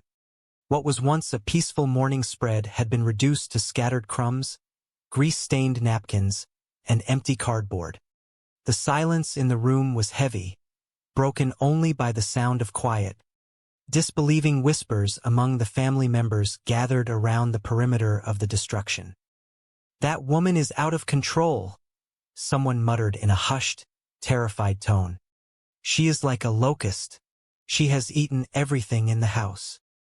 The group stared at the remnants of their pantry. It was true. The shelves looked as though a gentle tornado had swept through, taking only the edible items. She has eaten everything in Mr. H's house, another voice added, pointing a trembling finger toward the center of the table. Look, even the salt and pepper shakers are empty. Why do you not just tell her she has eaten too much? You tell her, came the immediate defensive reply. No, you tell her. Rock, paper, scissors. Ben sighed deeply, his youthful face twisted in a mixture of dread and resignation. You know you are going to lose. Not this time, the challenger stated with unearned confidence. The tension in the kitchen peaked as they raised their fists. 1, 2, 3. The fists came down. A groan echoed against the tiled walls. Dang it, how do you always beat me? Because you always pick scissors, Ben replied, shaking his head at the sheer predictability of human nature. Of course I do. It is my system, the loser grumbled, crossing their arms defensively. So you will tell her? Yeah, fine, Ben started, before his courage immediately evaporated. No, I do not want to. You tell her. Come on, you tell her. Please, please, please. No, Ben, why should I tell her? Because girls can say that kind of stuff without having to come across like all they care about are looks, Ben reasoned, grasping at straws. He paused, a sudden, charming smile breaking through his panic as he looked at the girl across from him. By the way, you have been looking hot lately. Oh, you? She giggled, the impending doom of the confrontation momentarily forgotten. Before the argument could circle back around, the matriarch of the house stepped into the kitchen. Reba took one look at the panicked faces of the youth and sighed. She possessed the weary strength of a woman who had seen it all and cleaned up most of it. Look, sweetie, why do I not tell her? Reba offered, her voice a soothing balm to their anxieties. Thank you, they breathed in collective relief. Just then, the front door burst open, and a whirlwind of energy entered the house. Hey, hey, hey, guess who Luigi gave the free pizza to? Reba massaged her temples. Luigi does not have to roll it out of the bed every morning. You know, Mom, we really do not need another pizza. She gestured to the already overwhelming amount of food remnants. I mean, it is really just the three of us. Oh, I know, but I had to take it, her mother insisted, waving the large, greasy box as if it were a grand prize. It was free. Somebody will eat it. From across the room, a voice immediately yelled, Dibs! Reba closed her eyes, summoning patience from the deepest depths of her soul. You know what, Mom? I am thinking maybe we should all try and get a little healthier around here. Her mother looked at her as if she had just suggested they eat the cardboard box instead of the pizza. What are you talking about? I am very healthy. Before Reba could launch into a lecture about cholesterol and sensible portions, a voice boomed from the hallway. All right, that is it, Mrs. H. Drop it, Mrs. H. Drop it, drop it, drop it. The family turned to see Brock standing in the doorway, pointing frantically at an unseen object. Drop it. Monsieur H. I cannot stand to see you do this to yourself. It is like you are trying to eat yourself to death. Why? What happened to you? What is different? Before anyone could decipher Brock's frantic rambling, a high-pitched, melodic voice trilled from the front porch. You who? I am here, and I am thin. The entire room froze. Through the doorway stepped Barbara Jean. Except it was not the Barbara Jean they were accustomed to. The woman who stood before them was transformed. She was radiant, glowing with an obnoxious level of health and vitality. And indeed, she was incredibly, undeniably thin. Brock stared, his jaw slightly slack. Yeah, thin is a stick, and dumb is one, he muttered under his breath, though his eyes betrayed his awe.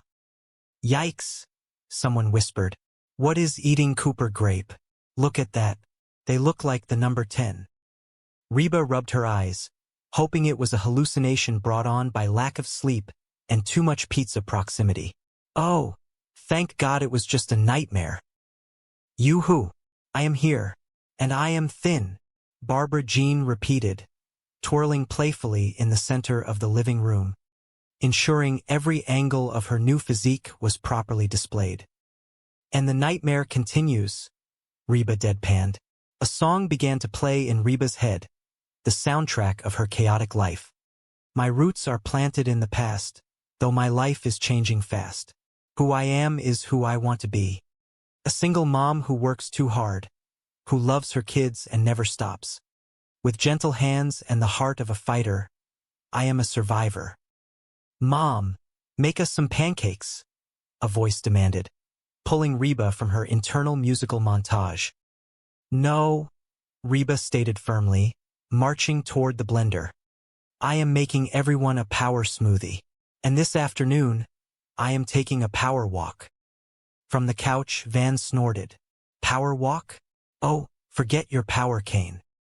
Van, that is not nice, Shine chided, swatting his arm. Mom does aerobics. She could shatter her hip, Van pointed out with a tone of genuine, albeit misguided, concern. Reba glared at him over the top of the blender. And yet, in the blink of an eye, I can make you both homeless. Barbara Jean bounded into the kitchen, practically vibrating with energy. Hey, everybody. I am here and I am. Oh, shut up and have a donut, Reba snapped, shoving a plate of pastries toward her. Barbara Jean gasped, pressing a manicured hand to her chest.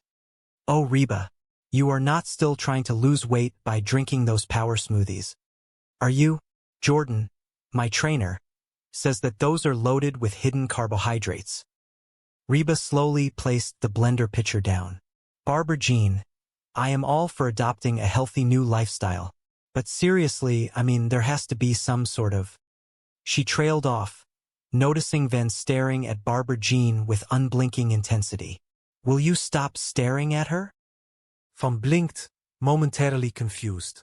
What? We have been staring at her for, like, the past 2 hours.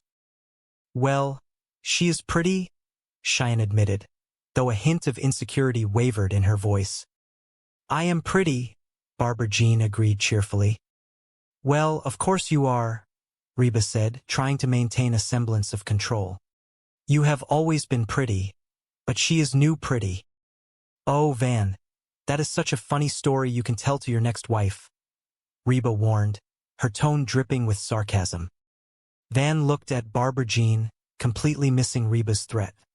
Van, you really think that I am new pretty? Barbara Jean asked, batting her eyelashes.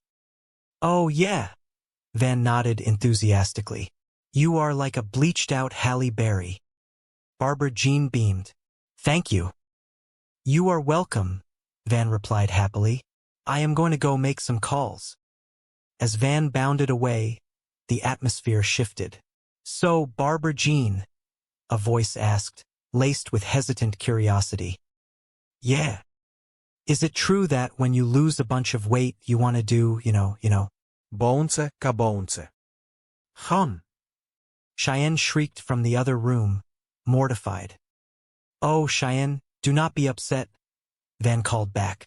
You are still hot. You are like a bleached-out Jan Brady. Januari Jan Brady.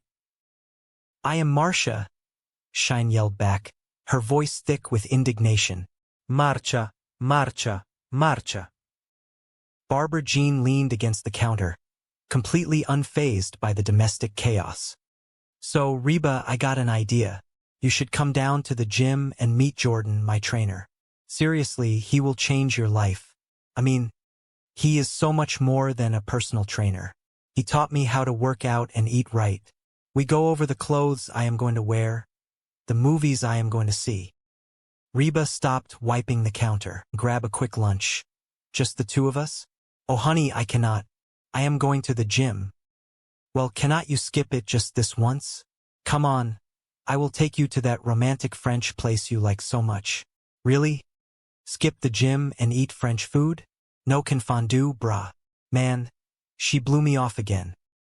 All she wants to do is go down to the gym and spend time with Jordan. her trainer. Exactly. Frankly, I like the new but the new attitude, not so much. Oh, that is really funny coming from the old but. Jordan is so great. Jordan is so toned and funny. Well, I have news for you. Nobody is toned and funny. Rob, you are overreacting. Oh, really? Yeah, I think she might be having an affair with this guy. Barbara Jean with her trainer?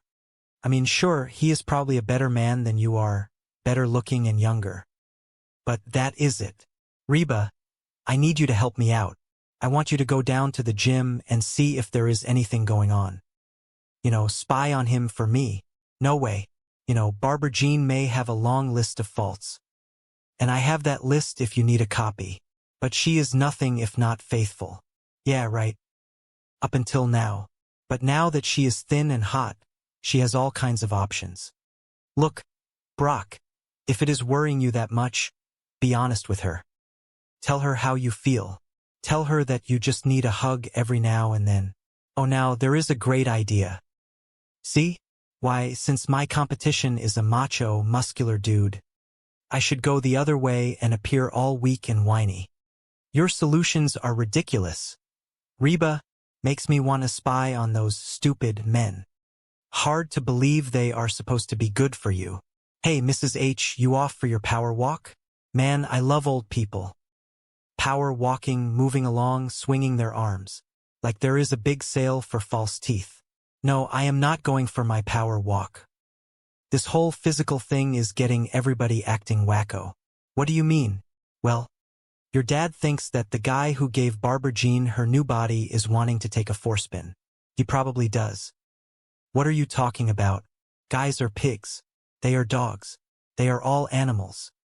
They just care about hot women. They are hot dogs. My point is that when you have a hot lady, you have to keep your guard up at all times. I used to. You used to? No, baby, do not take it like that. It is just that I have grown into a mature, stable individual. That is all. Well, I do not like it. Where have you been? I went to get something to eat. So, Ben, you think that Brock might be right about this trainer? Sure, this guy could be hot for Barbara Jean, but since Barbara Jean is not looking to play, there is no problem. And it is obvious Barbara Jean is not looking. Why is this obvious? 2 reasons. Barbara Jean is not good at keeping secrets, and she thinks of you as her best friend. If she were fooling around with this guy, she would be constantly talking about him to you. Heck, she would probably even want you to meet him. Meet him? Oh, where are you going? Go down to the gym with the rest of the wackos. All right. Well, keep those arms a-swinging. Oh, hey, Reba. You came. Yeah. Man, there is a lot of beautiful people around here. You should see them naked in the shower. Hey, Jordan. Hey. Ready to start, Barbara Jean? Yeah. Hey, you look great in that outfit. Oh, well, the other woman is getting kind of baggy. Can you believe her? She did the impossible. She lost all that weight and kept these fellas. Oh. Okay, Jordan. Jordan, this is my friend, Reba. Hey, I am Jordan. I am Reba. So, you gonna join us, Reba? Oh, I do not know. I just think that me and my fellows will just watch for a while. Well, Reba, you are not gonna get into shape by just watching. You need to sweat a little. Yeah, but you guys have to understand, it has been a while since I have been in a gym like this, and I do not think, hello. There. Barbara Jean, you really are getting limber. Remember when you could not put your leg over my head? Remember when I did not want to? Is that legal? I mean, necessary? It is critical to stretch the muscles out before you exercise them. Yeah. Otherwise, you could really hurt something. Turn over. Reba, you need to watch this one. This one is my favorite. All right. Now, this gives a good stretch to the back and chest muscles. Really should do this once a day. Oh, I would do it all day if I could. Is this one of these gyms that has the heat on real high? I am sweating. Okay. Oh, wow. Time for some weightlifting. Oh, good. That is enough of that stretching. Hello. Okay. Knock this out. Yeah. Okay. All right. I think I have seen enough. So what do you think? You have any interest in getting a personal trainer? Only if he takes me out to dinner first. Are you sure, Reba? Seriously, this is one of the best relationships I have ever had. Oh, I think Jordan has his hands full with you. Oh, you are a beginner, Reba. You will start with Dot. Dot. Yeah. This is Reba. She seems a little tense. I would spend some extra time on the stretching. Hey, get down there. So, did you see him? What is he like? Is he little? Could I take him? He is big, but he is not as big as Dot. So what do you think? Is there something going on there? Look, Brock. I was hoping that I could go down to the gym and check things out and come back and tell you that there is nothing to worry about. But that is it. Reba, come on. Okay. I do not know if they are having an affair or not, but if they keep working out like that, they might be having a baby. Man, I knew there was something going on. Hey, everybody. I am here, and I am saying, well, oh, hi, honey. Do not you hi, honey me. What are you talking about? Oh, man. Did you honestly think that I would not find out about you and Jordan? What? We were working out. It was perfectly innocent. Reba, tell him what you saw. I do not want to get involved. She said you are having an affair. Any more than I already am. Okay, Jordan and I are not having an affair. He is gay. What? Reba, do you honestly think I would let a straight man grab my breasts? Excuse me. He grabbed your breasts? He is gay. He was not touching them. He was arranging them. Carry on with your lives. No, Reba. Everything is not fine. I had no idea you were so threatened by the new me. The slim waist, the toned legs, the fellas. The fellas? The girls. Oh, the puppies. I am not threatened by you. Really? Yeah. Then why did you go down to the gym? What, were you spying on me? No. Okay, yes. I went down to the gym because I thought there was something going on between you and Jordan. Why would you think that? Because you have changed. I have not. Yes, you have. Ever since you lost all that weight, you are pushy and obnoxious. And you always want to be the center of attention. Hello? I have always been that way. She kind of has a point there. Yeah, well, something has changed, Barbara Jean. Yeah. The way you guys look at me, I am still the same Barbara Jean I always was. I am just less winded. I know she might be right. Could be us. I am sorry, honey. Reba just got me all worked up. That is, look, Barbara Jean. The truth is I think I went down to the gym almost hoping that I would find you doing something wrong. You know, anything. So I could feel superior to you and your skinny butt. So I am sorry. Sorry? Yeah. This is great. For the first time since we have known each other, you want to be me. I do not want to be you. I know. It is even better. You want to look like me. Hey, where are you going? Just gonna go grab something to eat. I will see you next year. Hey, buddy. What are we watching? No, we are not. Want a rock, paper, scissor for it? Let us go. You are gonna pick scissors, are not you? Get out. Hey, honey. Hey, baby. I need to talk to you. Oh, honey. I just got the television. Well, I started thinking that maybe you do not think of me as new pretty because I do not do enough to keep your interest. No, honey. You were way hot. Guilty. But anyway, I thought that maybe I should, change my look every now and then just to keep things fresh. So I bought a wig. Cheyenne, put that down. Listen to me.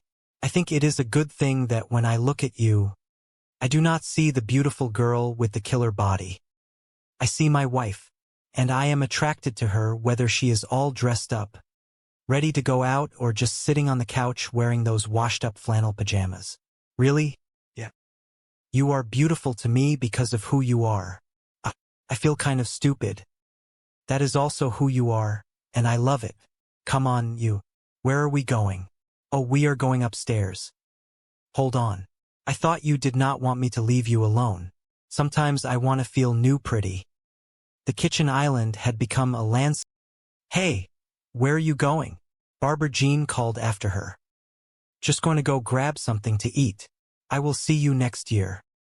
Upstairs, far away from the gym drama. A quieter, sweeter scene was unfolding. Ben was sitting on his bed, engrossed in a cartoon. "Hey, buddy," a voice called out. "What are we watching?" "No, we are not," Ben replied quickly, recognizing the threat to his television time. "Want a rock, paper, scissor for it? Let us go." The challenger stepped into the room. "You are going to pick scissors, are not you? Get out." Down the hall, the door to Van and Cheyenne's bedroom was slightly ajar. Van walked in looking for his wife. "Hey, honey." "Hey, baby. I need to talk to you," Cheyenne said softly, sitting on the edge of the bed. Van smiled. "Oh, honey, I just got the television." Cheyenne looked down at her lap, nervously picking at a loose thread on her blanket. "Well, I started thinking that maybe you do not think of me as new pretty because I do not do enough to keep your interest."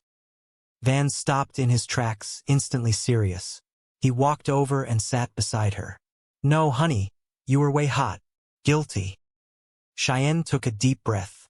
"But anyway, I thought that maybe I should, change my look every now and then just to keep things fresh. So, I bought a wig."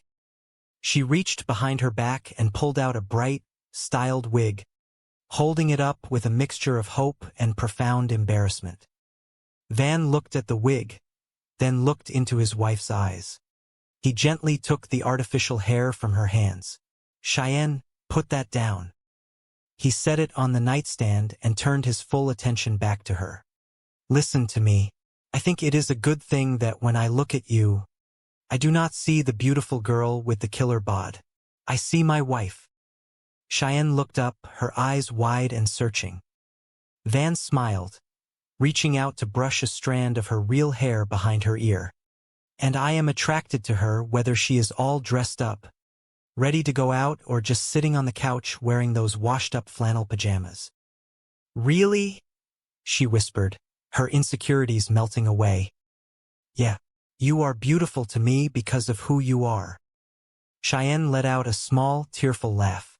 "Ah, I feel kinda stupid." Van leaned in and kissed her forehead. "That is also who you are, and I love it." He stood up, offering his hand. "Come on, you." Cheyenne took it, a bright smile breaking across her face. "Where are we going?" "Oh, we are going upstairs," Van announced cheerfully. Cheyenne stopped, pulling back slightly. "Hold on. I thought you did not want me to leave you alone." Van grinned, a mischievous glint in his eye.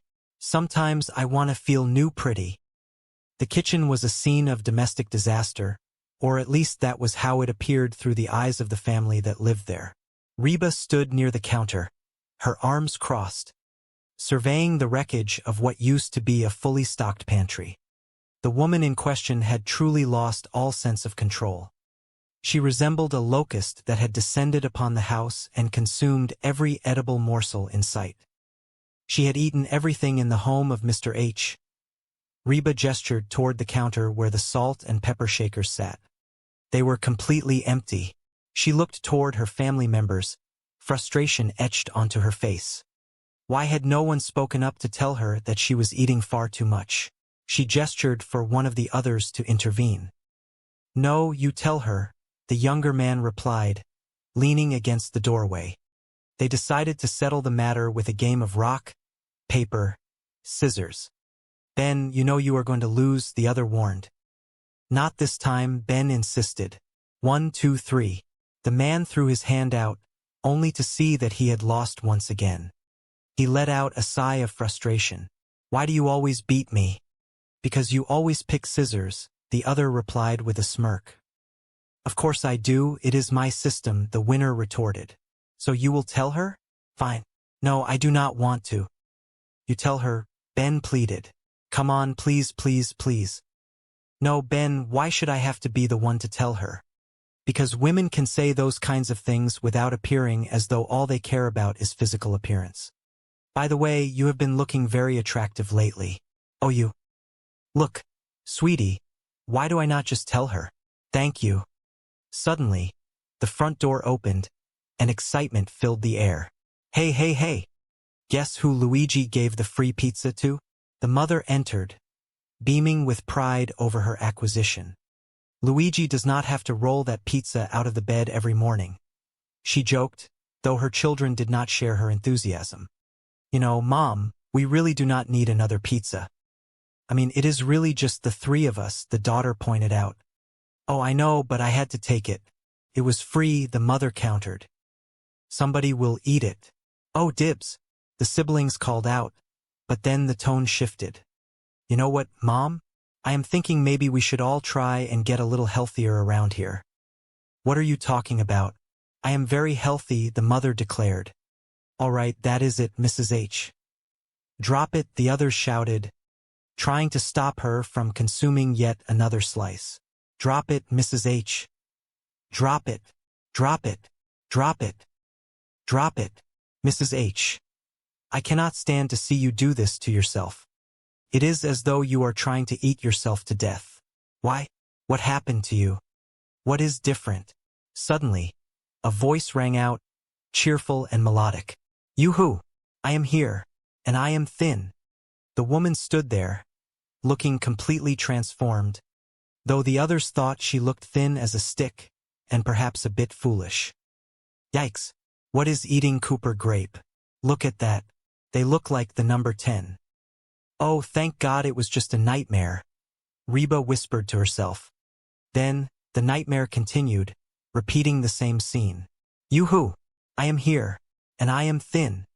The cycle of her life seemed to be changing, her roots planted in the past, yet everything moving forward with a velocity that she struggled to match. She felt like a survivor, a single mother who worked too hard, loved her children, and never stopped, possessing the gentle hands of a caregiver and the heart of a fighter.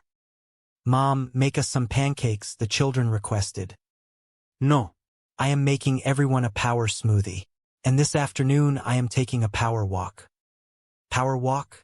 Oh, forget your power cane, one of the others teased. Van, that is not nice. Mom does aerobics, another defended. She could shatter her hip, and yet, in the blink of an eye, I can make you both homeless, the mother threatened jokingly. Hey, everybody. I am here, and I am, the woman paused, waiting for a reaction. Oh, shut up and have a donut, someone suggested. Oh, Reba, you are not still trying to lose weight by drinking those power smoothies, are you? Jordan, my trainer, says that those are loaded with hidden carbohydrates. Barbara Jean, I am all for adopting a healthy new lifestyle. But seriously, I mean, there has to be some sort of balance. Will you stop staring at her? Reba whispered. What? We have been staring at her for like the past 2 hours, the man replied. Well, she is pretty, Reba admitted. I am pretty, Barbara Jean chimed in. Well, of course you are. You have always been pretty. But she is new pretty. Oh, Van, that is such a funny story you can tell to your next wife. Van, you really think that I am new pretty? Oh yeah. You are like a bleached-out Halle Berry. Thank you. You are welcome. I am going to go make some calls. So, Barbara Jean, Reba began, her tone inquisitive. Yeah. Is it true that when you lose a bunch of weight you want to do, bounce, bounce? Fum. Oh, Cheyenne, do not be upset. You are still hot. You are like a bleached-out Jan Brady. January Jan Brady. I am Marcia. Marcia, Marcia. Marcia. So, Reba, I have an idea. You should come down to the gym and meet Jordan, my trainer. Seriously, he will change your life. I mean, he is so much more than a personal trainer.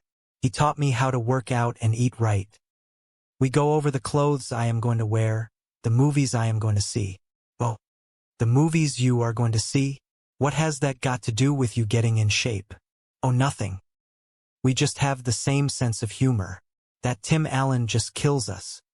I mean, whether he is playing a dog or Santa Claus, you just buy it. So, you will come meet Jordan? No. Oh, come on, Reba.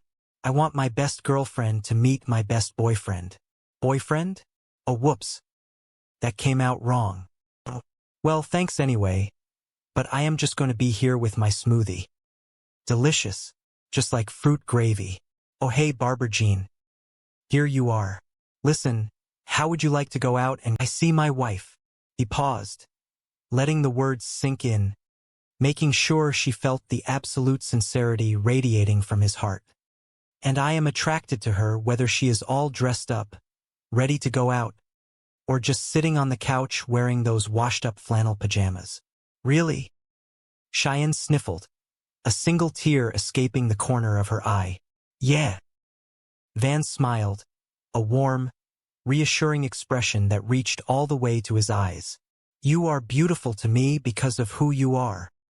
Cheyenne let out a small, watery laugh, wiping her cheek with the back of her hand. Ah, I feel kind of stupid. Van pulled her into a tight, comforting embrace, resting his chin on the top of her head. That is also who you are, and I love it. He kissed her forehead gently, holding her close.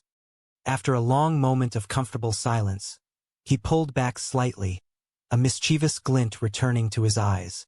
Come on, you. Cheyenne wiped away the last of her tears, smiling genuinely for the first time that day. Where are we going? Van stood up, pulling her to her feet with a firm grip on her hand. Oh, we are going upstairs. Cheyenne frowned, looking confused. Hold on. I thought you did not want me to leave you alone. Van pulled her close, whispering playfully into her ear. Sometimes I want to feel new pretty. The morning sun filtered through the kitchen window, casting a warm, golden glow over the remnants of what used to be a fully stocked pantry. The kitchen, usually the bustling heart of the home, now felt like the aftermath of a bizarre, localized hurricane. The devastation was not structural but culinary. 3 figures stood around the kitchen island, their faces painted with a mixture of awe and mild terror. That woman is out of control, someone whispered, the voice trembling slightly in the quiet morning air. She is like a locust. She has eaten everything in the house. The gaze of the room shifted toward the empty shelves. It was true. The phenomenon was inexplicable. She has eaten everything in Mr. H's house. Another voice chimed in, pointing a shaking finger toward the dining table. Look, even the salt and pepper shakers are empty. A heavy silence fell over the kitchen. The sheer logistics of consuming both the salt and the pepper defied human biology. Someone had to take a stand. Someone had to bridge the uncomfortable gap between polite hospitality and the preservation of their grocery budget. Why do you not just tell her she has eaten too much? You tell her. No, you tell her. Rock, paper, scissors. The challenge hung in the air, a sacred pact of conflict resolution as old as time itself. Ben, standing with his arms crossed, looked hesitant. He knew his track record was dismal, yet the social pressure was insurmountable. Ben, you know you are going to lose, a voice warned softly. Not this time, Ben replied, steeling his resolve. He raised his fist, shaking it with the rhythm of destiny. 1, 2, 3. As the hands were revealed, a collective groan echoed through the kitchen. Dang it! How do you always beat me? Ben cried out, staring at his defeated fingers. Because you always pick scissors, came the smug, immediate reply. Ben sighed, his shoulders slumping. Of course I do. It is my system. So you will tell her? Ben shook his head vigorously, backing away from the kitchen island. Yeah, fine. No, I do not want to. You tell her. Come on, you tell her. Please, please, please. No, Ben, why should I tell her? The philosophical debate of gender dynamics suddenly took center stage in the brightly lit kitchen. Because girls can say that kind of stuff without having to come across like all they care about are looks. Ben reasoned, his logic slightly skewed but delivered with absolute earnestness. He paused, looking at the person across from him, noticing the morning light catching her features. By the way, you have been looking hot lately.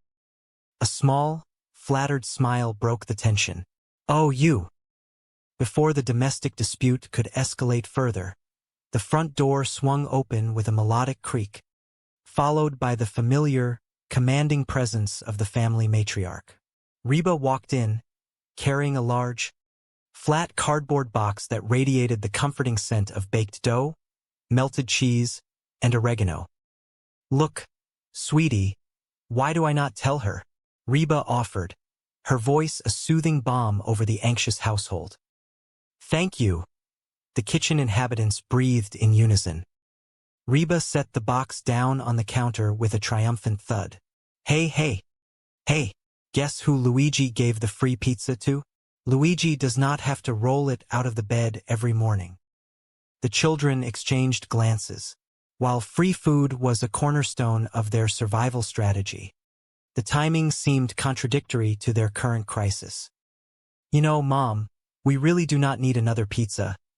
One of them ventured cautiously. I mean, it is really just the three of us. Reba waved a hand dismissively, already opening the box to reveal the cheesy perfection within. Oh, I know, but I had to take it. It was free. Somebody will eat it. Almost instantly, a hand shot into the air. Oh, dibs. Reba paused, looking at the eager face, then looked around her kitchen. A sudden wave of clarity washed over her. Perhaps the constant influx of free pizzas and the mysterious disappearance of pantry items were signs. Signs that things needed to change. You know what, Mom? I am thinking maybe we should all try and get a little healthier around here. A voice of reason suggested. The suggestion was met with immediate defensiveness. What are you talking about? I am very healthy. Suddenly, the kitchen door swung open again, revealing a frantic scene. Someone was wrestling a bagel away from the houseguest. All right, that is it, Mrs. H.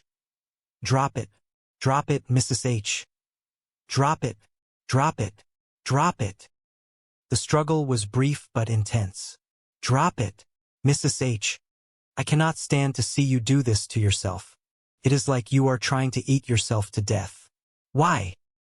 Reba stepped forward, sensing something fundamental had shifted in the universe.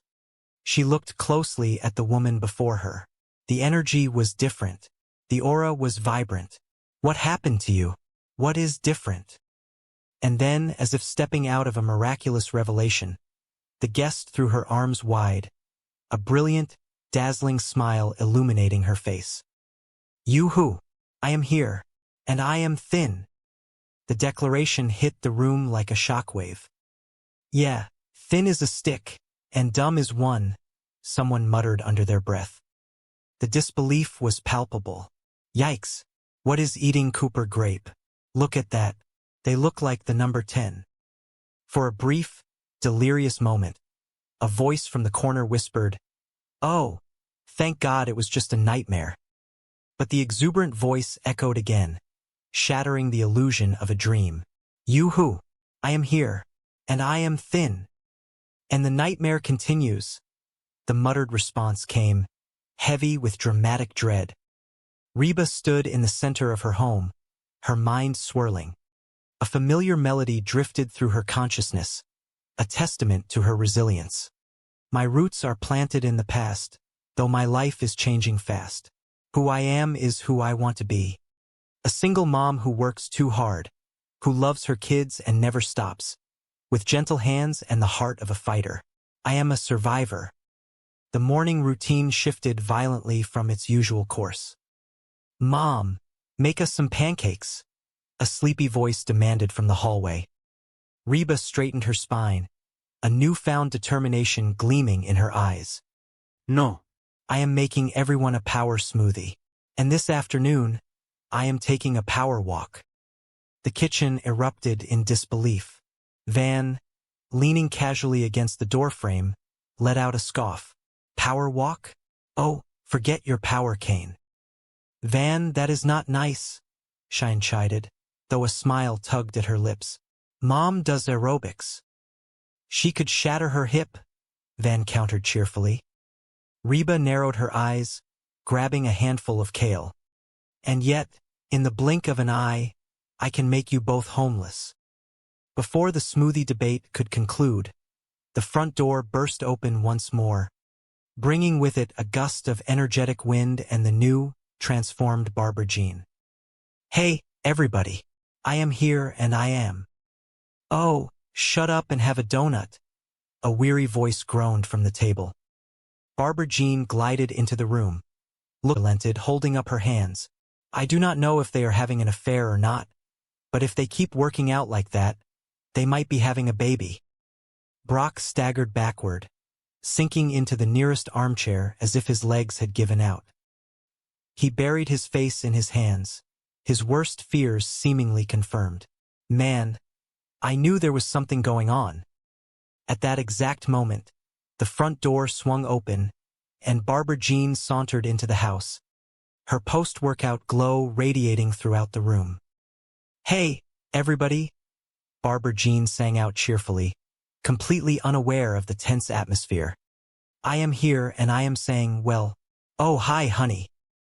Brock stood up slowly, his face hardening with righteous anger. Do not you hi honey me.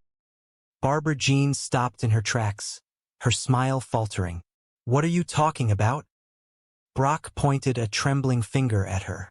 Oh man, did you honestly think that I would not find out about you and Jordan? Barbara Jean looked genuinely bewildered. What? We were working out. It was perfectly innocent. Brock turned to Reba, desperate for backup. Reba, tell him what you saw. Reba shrank back into the sofa cushions, wishing she could disappear entirely. I do not want to get involved. She said you are having an affair, Brock shouted, his voice cracking with emotion. Barbara Jean gasped, stepping backward as if she had been physically struck. Any more than I already am. She took a deep breath, composing herself. Okay, Jordan and I are not having an affair. He is gay. The room plunged into an absolute, ringing silence. Brock stared at her, his jaw practically hitting the floor. Reba blinked, processing the new information rapidly. What? Brock finally managed to choke out. Barbara Jean looked at him with a mixture of pity and exasperation. Reba, do you honestly think I would let a straight man grab my breasts? Brock's head snapped toward Reba, his eyes wide with horror. Excuse me, he grabbed your breasts. Barbara Jean rolled her eyes dramatically. He is gay. He was not touching them. He was arranging them. Carry on with your lives. She turned on her heel, preparing to march upstairs to shower. But the tension in the room was far from broken. Brock stood frozen, a mix of profound relief and lingering confusion washing over him. Reba, however, felt a deep, uncomfortable knot tightening in her chest. No, Reba, Barbara Jean said, stopping at the base of the stairs and turning back around. The cheerful facade had completely vanished, replaced by a rare look of genuine hurt. Everything is not fine. I had no idea you were so threatened by the new me. Reba bristled, sitting up straighter. I am not threatened by you. Barbara Jean crossed her arms, holding her ground. The slim waist, the toned legs, the phallus. Reba scoffed defensively. The phallus? The girls. Oh, the puppies. I am not threatened by you. Really? Barbara Jean challenged, her voice rising in pitch. Yeah, then why did you go down to the gym? What were you spying on me? Reba opened her mouth to deny it, but the words caught in her throat. She looked at Brock, then back at Barbara Jean. No. She paused, letting out a long, defeated sigh. Okay. Yes, I went down to the gym because I thought there was something going on between you and Jordan. Why would you think that? Barbara Jean asked, her voice softening slightly, tinged with genuine confusion. Reba stood up from the sofa, wrapping her arms around her own waist. The truth was painful, but it needed to be spoken. Because you have changed.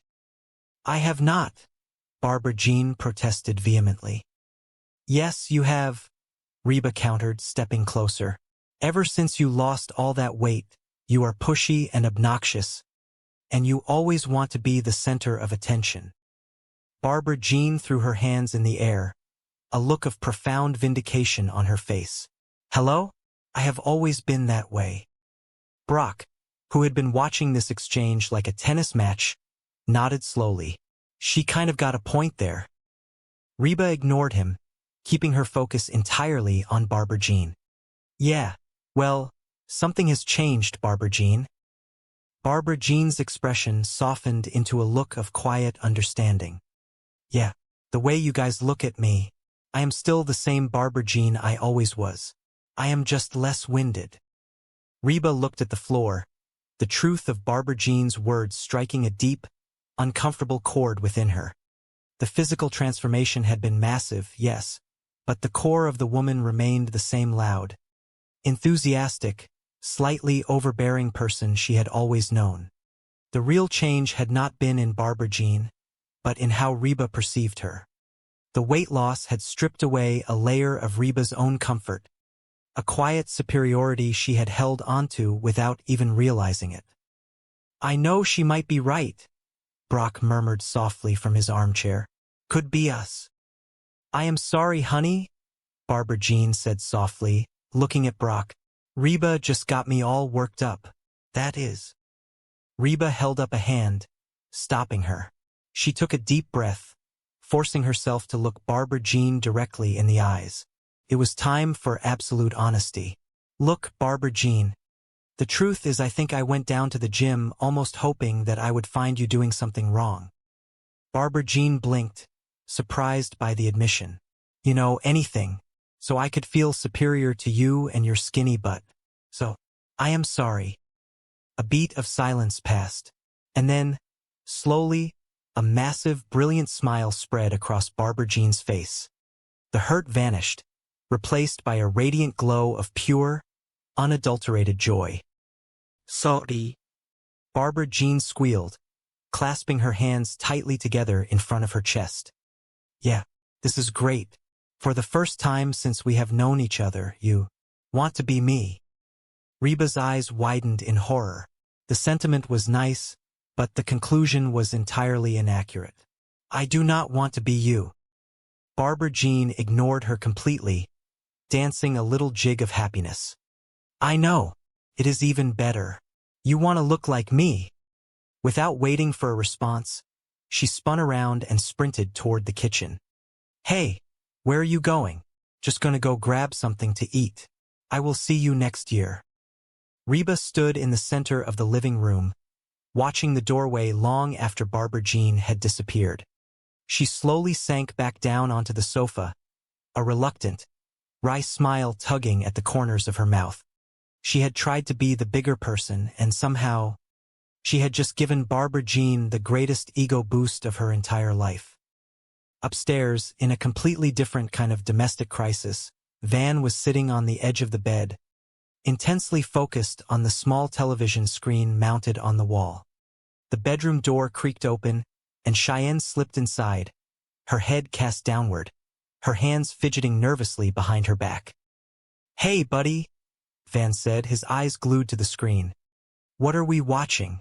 No, we are not. Want a rock, paper, scissor for it? Let us go. You are gonna pick scissors, are not you? Get out. Cheyenne took a deep breath, gathering her courage.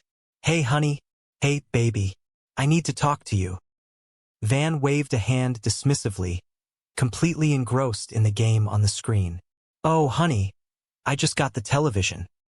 Cheyenne walked forward until she was standing directly between Van and the screen, forcing him to look up. Well, I started thinking that maybe you do not think of me as new pretty because I do not do enough to keep your interest. Van's expression softened instantly. He reached out, gently taking her hand. No, honey, you were way hot. Guilty. Cheyenne bit her lip, pulling her other hand from behind her back. She held up a bright, platinum blonde wig, the synthetic hair catching the light from the bedside lamp. But anyway, I thought that maybe I should, change my look every now and then just to keep things fresh. So, I bought a wig. Van stared at the shiny, artificial hair, then looked up into his wife's beautiful, insecure eyes. He reached up, gently taking the wig from her trembling hands and tossing it onto the floor. Cheyenne, put that down, Van said softly, his voice devoid of its usual goofy cadence. He patted the space on the bed next to him. Listen to me. Cheyenne sat down slowly, refusing to meet his gaze. Van reached over, gently tilting her chin up until their eyes met. I think it is a good thing that when I look at you, I do not see the beautiful girl with the killer body. I filled with a suspiciously thick, greenish-brown liquid. Barbara Jean peered into the cup, her nose wrinkling delicately. Oh, Reba, you are not still trying to lose weight by drinking those power smoothies, are you? Jordan, my trainer, says that those are loaded with hidden carbs. Reba tightened her grip on the kitchen counter, trying to maintain her composure. Barbara Jean, I am all for adopting a healthy new lifestyle, but seriously, I mean, there has to be some sort of... She trailed off, noticing that Van was staring unblinkingly at Barbara Jean. Reba snapped her fingers. Will you stop staring at her? Van blinked, startled out of his trance. What? We have been staring at her for, like, the past 2 hours. Cheyenne crossed her arms, a hint of insecurity creeping into her voice. Well, she is pretty. Barbara Jean beamed, soaking in the compliment like a sponge. I am pretty. Reba sighed, trying to keep the peace. Well, of course you are. You have always been pretty. But she is new pretty. Cheyenne glared at her mother. Oh, Van. That is such a funny story you can tell to your next wife. Barbara Jean turned to Van, her eyes wide with innocent curiosity. Van, do you really think that I am new pretty? Van, possessing a heart of gold but absolutely zero filter, nodded enthusiastically. Oh yeah, you are like a bleached-out Halle Berry. Barbara Jean gasped, touching her chest in delight. Thank you. You are welcome, Van replied happily. I am going to go make some calls. He turned to leave, perfectly content with his contribution to the conversation. Brock, who had been watching this exchange with mounting anxiety, finally spoke up, his voice tinged with a nervous tremor. So, Barbara Jean. Yeah? She replied, still glowing from Van's compliment. Is it true that when you lose a bunch of weight, you want to do, you know? Bounce ka bounce. Brock made a vague, awkward gesture with his hands, his face flushing a deep shade of crimson. Reba groaned, turning away to spare herself the second-hand embarrassment. Cheyenne yelled, deeply offended by her husband's earlier comment and entirely ignoring Brock's awkward question. Van rushed back into the room, realizing he had made a misstep. Oh, Cheyenne, do not be upset. You are still hot. You are like a bleached-out Jan Brady. January Jan Brady. Cheyenne's jaw dropped. I am Marcia. Marcia, Marcia, Marcia. She stormed out of the kitchen, leaving Van thoroughly confused. Barbara Jean, completely oblivious to the marital strife she had just caused, turned her attention back to Reba. So, Reba, I got an idea. You should come down to the gym and meet Jordan, my trainer. She clasped her hands together, her eyes shining with absolute devotion. Seriously, he will change your life. I mean, he is so much more than a personal trainer. He taught me how to work out and eat right. We go over the clothes I am going to wear, the movies I am going to see. Reba held up a hand, stopping her mid-sentence. Whoa, the movies you are going to see? What does that have to do with you getting in shape? Barbara Jean giggled, a light, airy sound that grated slightly on Reba's nerves. Oh, nothing. We just have the same sense of humor. That Tim Allen just kills us. I mean, whether he is playing a dog or Santa Claus, you just buy it. So, you will come meet Jordan.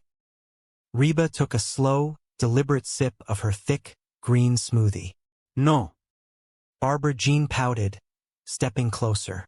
Oh, come on, Reba. I want my best girlfriend to meet my best boyfriend. She froze, her hands flying to her mouth. Boyfriend? Oh, whoops. That came out wrong. Oh. Reba stared at her, her eyebrows raised in dry amusement. Well, thanks anyway. But I am just going to be here with my smoothie. Delicious. Just like fruit gravy. Brock seized the opportunity, stepping between Reba and his wife. Oh, hey, Barbara Jean. Here you are.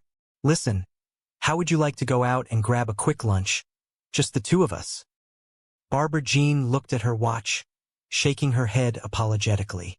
Oh, honey, I cannot. I am going to the gym. Brock's face fell. Well, cannot you skip it just this once? Come on. I will take you to that romantic French place you like so much. Barbara Jean let out a dramatic sigh. Really? Skip the gym and eat French food? No confondu bras. With a bright wave, she turned and marched out the back door, leaving a trail of energetic enthusiasm in her wake. Brock slumped into a kitchen chair, burying his face in his hands. Man, she blew me off again. All she wants to do is go down to the gym and spend time with Jordan, her trainer. Reba leaned against the counter, offering a sympathetic, albeit cynical ear. Exactly. Frankly, I like the new but the new attitude not so much. Brock looked up, shooting her a resentful glare. Oh, that is really funny coming from the old but. He stood up, pacing the floor with nervous energy. Jordan is so great. Jordan is so toned and funny. Well, I have got news for you. Nobody is toned and funny. Reba sighed, pouring the rest of her fruit gravy down the sink. Brock, you are overreacting. Oh, really? Brock stopped pacing, looking at her with wide, panicked eyes. Yeah, I think she might be having an affair with this guy. Barbara Jean with her trainer? I mean, sure, he is probably a better man than you are, better looking and younger. But Reba held up a hand, completely uninterested in becoming a marriage counselor today. That is it. I am out. Reba, I need you to help me out, Brock pleaded, moving to block her exit. I want you to go down to the gym and see if there is anything going on. You know, spy on him for me. Reba crossed her arms firmly. No way, you know. Barbara Jean may have a long list of faults, and I have that list if you need a copy. But she is nothing if not faithful. Yeah, right? Brock scoffed, running a hand through his hair. Up until now. But now that she is thin and hot, she has all kinds of options. Reba felt a pang of genuine sympathy for the man. Despite his many flaws, he clearly loved his wife. Look, Brock, if it is worrying you that much, be honest with her. Tell her how you feel. Tell her that you just need a hug every now and then. Brock threw his hands in the air, his masculine pride severely wounded. Oh, now there is a great idea. See?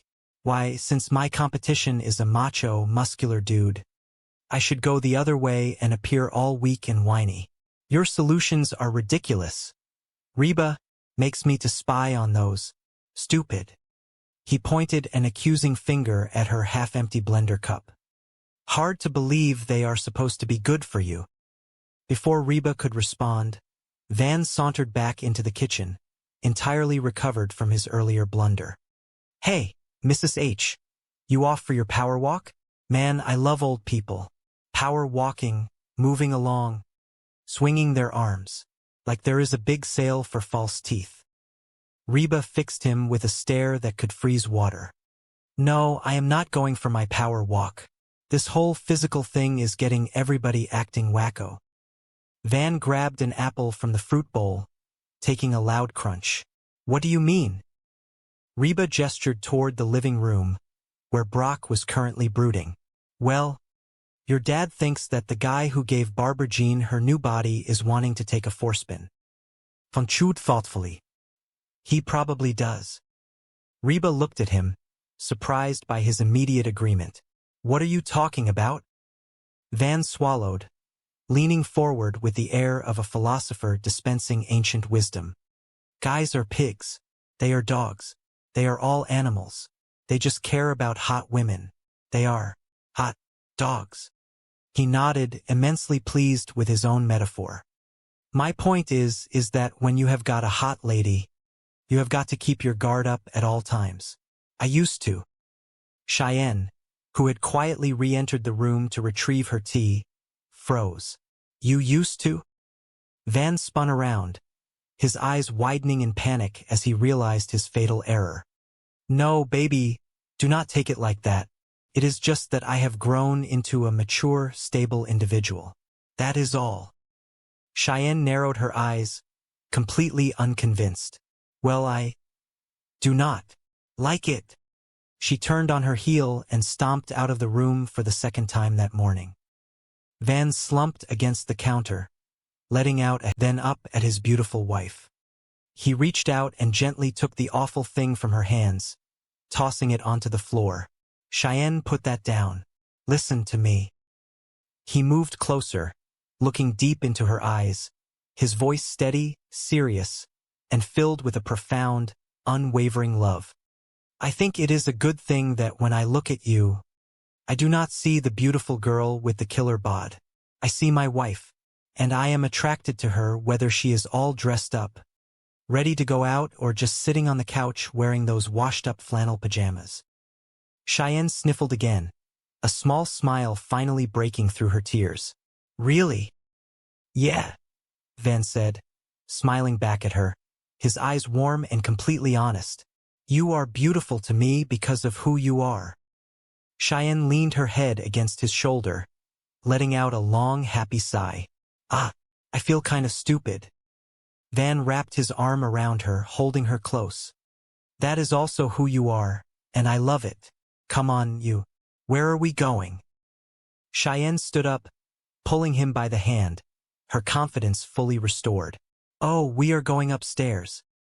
Van looked confused for a second, then a grin spread across his face. Hold on. I thought you did not want me to leave you alone. Cheyenne looked back at him, her eyes sparkling with mischief and love. Sometimes I want to feel new pretty. The morning sunlight filtered through the sheer curtains of the kitchen window, casting a warm, golden glow across the granite countertops.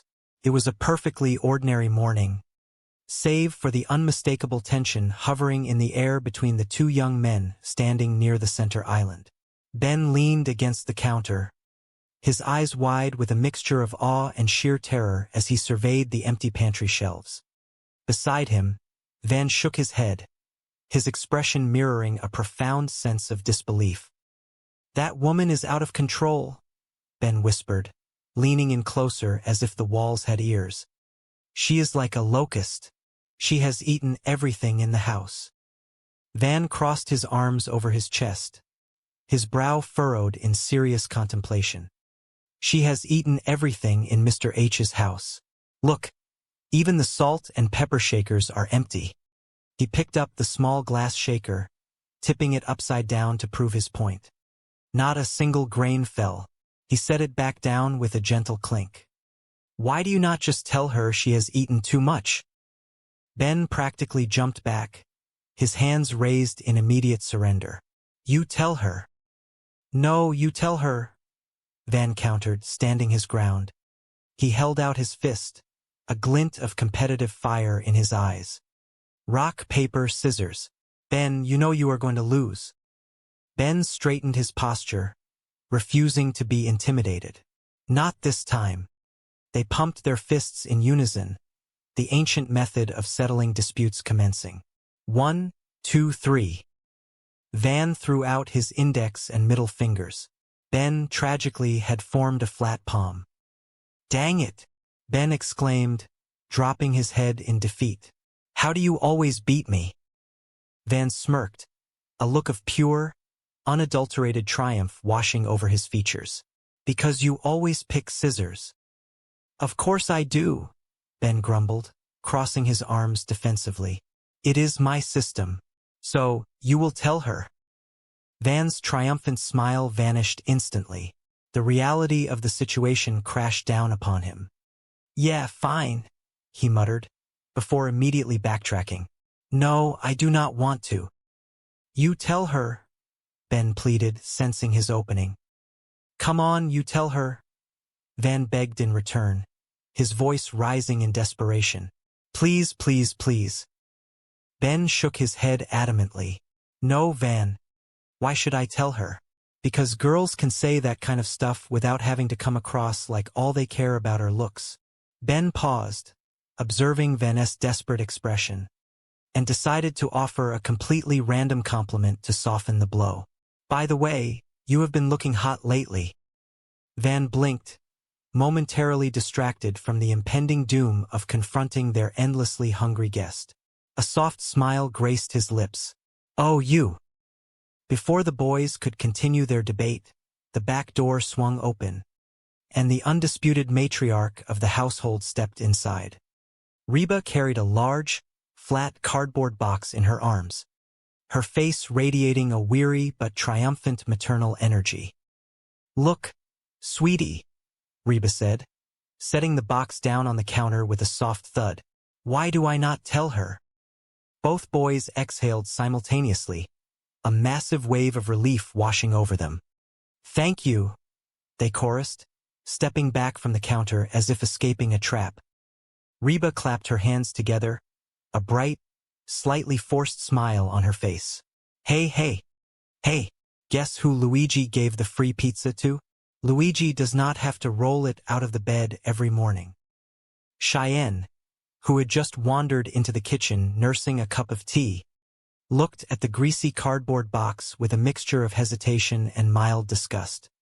You know, Mom, we really do not need another pizza. I mean, it is really just the three of us. Reba waved off her daughter's concern, already reaching for a napkin. Oh, I know, but I had to take it. It was free. Somebody will eat it. Just as the words left her mouth, a voice echoed from the hallway, bright and piercing. Oh, dibs. Reba sighed, her shoulders slumping slightly. She looked down at her own attire, a simple, comfortable outfit that suddenly felt entirely inadequate. You know what, Mom? Cheyenne said softly, sensing the shift in the room's energy. I am thinking maybe we should all try and get a little healthier around here. Reba bristled, her defensive instincts kicking in. What are you talking about? I am very healthy. Suddenly, the source of the frantic eating bounded into the room. Barbara Jean practically floated in, radiating an energy that was entirely exhausting to witness. She reached for the pizza box, but Brock, who had followed her in, stepped forward, his hands raised like a referee. All right, that is it, Mrs. H. Brock commanded gently but firmly. Drop it, Mrs. H. Drop it, drop it, drop it. He managed to pull the pizza box away from her, holding it at arm's length. Drop it, Mrs. H. I cannot stand to see you do this to yourself. It is like you are trying to eat yourself to death. Why? What happened to you? What is different? Barbara Jean spun around, striking a pose that belonged on the cover of a fitness magazine. She threw her arms wide, a brilliant, dazzling smile lighting up the entire kitchen. Yoo-hoo! I am here, and I am thin. Brock stared at her, utterly bewildered, while Van leaned over to Ben and muttered under his breath. Yeah, thin as a stick, and dumb as one. Ben winced, looking at Barbara Jean's remarkably slender new figure. Yikes, what is eating Cooper grape? Look at that, they look like the number 10. Reba closed her eyes, rubbing her temples as if warding off an impending headache. Oh, thank God it was just a nightmare, she murmured to herself. But Barbara Jean was completely oblivious to the room's collective shock. She struck another pose, her joy uncontainable. Yoo-hoo! I am here, and I am thin. Reba opened her eyes, her worst fears confirmed. And the nightmare continues. In her head, she could almost hear the familiar, empowering lyrics of her own internal soundtrack playing, a reminder of her resilience. My roots are planted in the past, though my life is changing fast. Who I am is who I want to be. A single mom who works too hard, who loves her kids and never stops. With gentle hands and the heart of a fighter, I am a survivor. Cheyenne broke the stunned silence, pulling her robe tighter around herself. Mom, make us some pancakes. Reba snapped back to reality, shaking her head firmly. No. I am making everyone a power smoothie. And this afternoon, I am taking a power walk. Van scoffed, leaning against the refrigerator. Power walk? Oh, forget your power cane. Cheyenne swatted her husband's arm. Van, that is not nice. Mom does aerobics. She could shatter her hip. Reba shot them both a withering glare. And yet, in the blink of an eye, I can make you both homeless. Barbara Jean, feeling ignored, stepped into the center of the room, twirling gracefully. Hey, everybody. I am here and I am. Oh, shut up and have a donut, Reba snapped, handing her a blender cup. Van chuckled, wrapping his arms around her and pulling her into a tight, comforting hug. That is also who you are, and I love it. He kissed the top of her head, feeling an overwhelming sense of gratitude for this crazy, wonderful family. They were loud, they were chaotic, and they were constantly making mistakes. But at the end of the day, their love for one another was the only thing that truly mattered. Van stood up, gently pulling Cheyenne to her feet. Come on, you. Cheyenne looked up at him, her eyes shining with happiness. Where are we going? A mischievous glint appeared in Van's eyes. He scooped her up effortlessly into his arms, carrying her bridal style. Oh, we are going upstairs. Cheyenne laughed, a bright, joyous sound that echoed through the quiet house. Hold on. I thought you did not want me to leave you alone. Van grinned, carrying her toward the door. Sometimes I want to feel new pretty.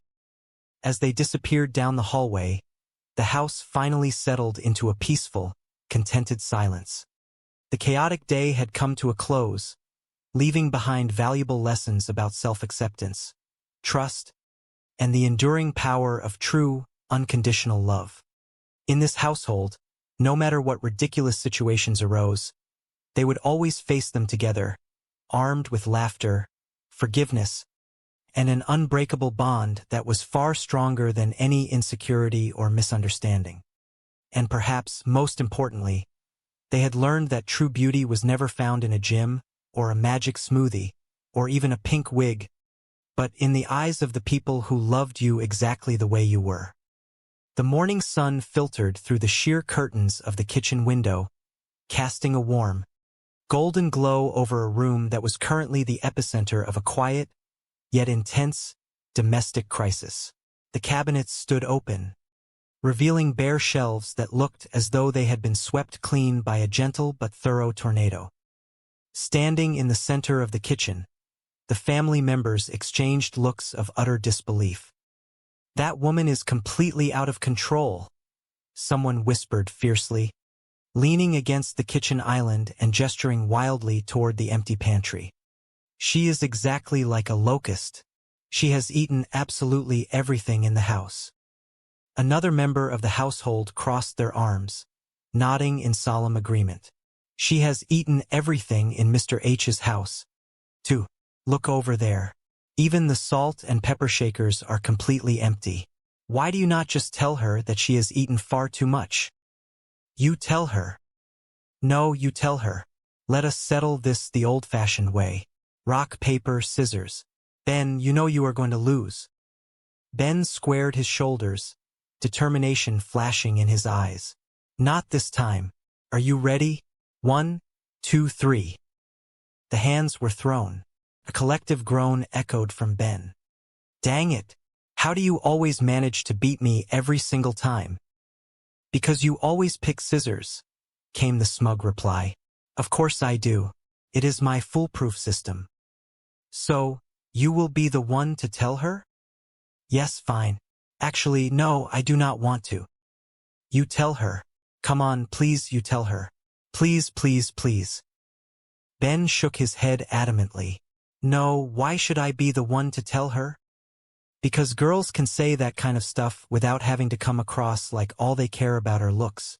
By the way, you have been looking incredibly hot lately. Oh, you stop that, she replied, a slight blush creeping onto her cheeks. Sensing the endless loop of avoidance, the matriarch of the household finally stepped forward, wiping her hands on a dish towel. She possessed the weary but unyielding patience of a woman who had seen every possible variation of family drama. Look, sweetie, why do I not just tell her? A collective sigh of relief washed over the room. Thank you so much. Just then, the front door swung open with a dramatic flourish, and the energy in the room shifted entirely. Hey, hey, hey, guess who Luigi gave the free pizza to? The matriarch sighed, looking at the large, greasy cardboard box that had just entered her home. Luigi does not have to roll himself out of bed every morning and face the mirror. You know, Mom, we really do not need another pizza. I mean, it is really just the three of us here right now. Oh, I know that, she replied cheerfully, setting the box down on the counter with a triumphant thud. But I had to take it. It was completely free. Somebody will eventually eat it. Dibs?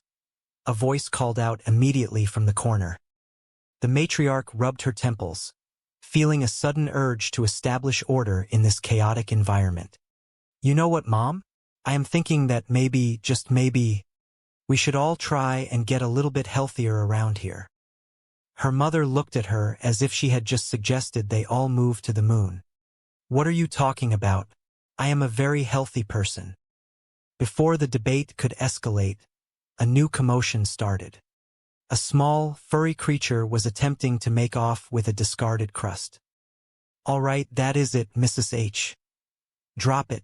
Drop it right now, Mrs. H. Drop it. Drop it. Drop it.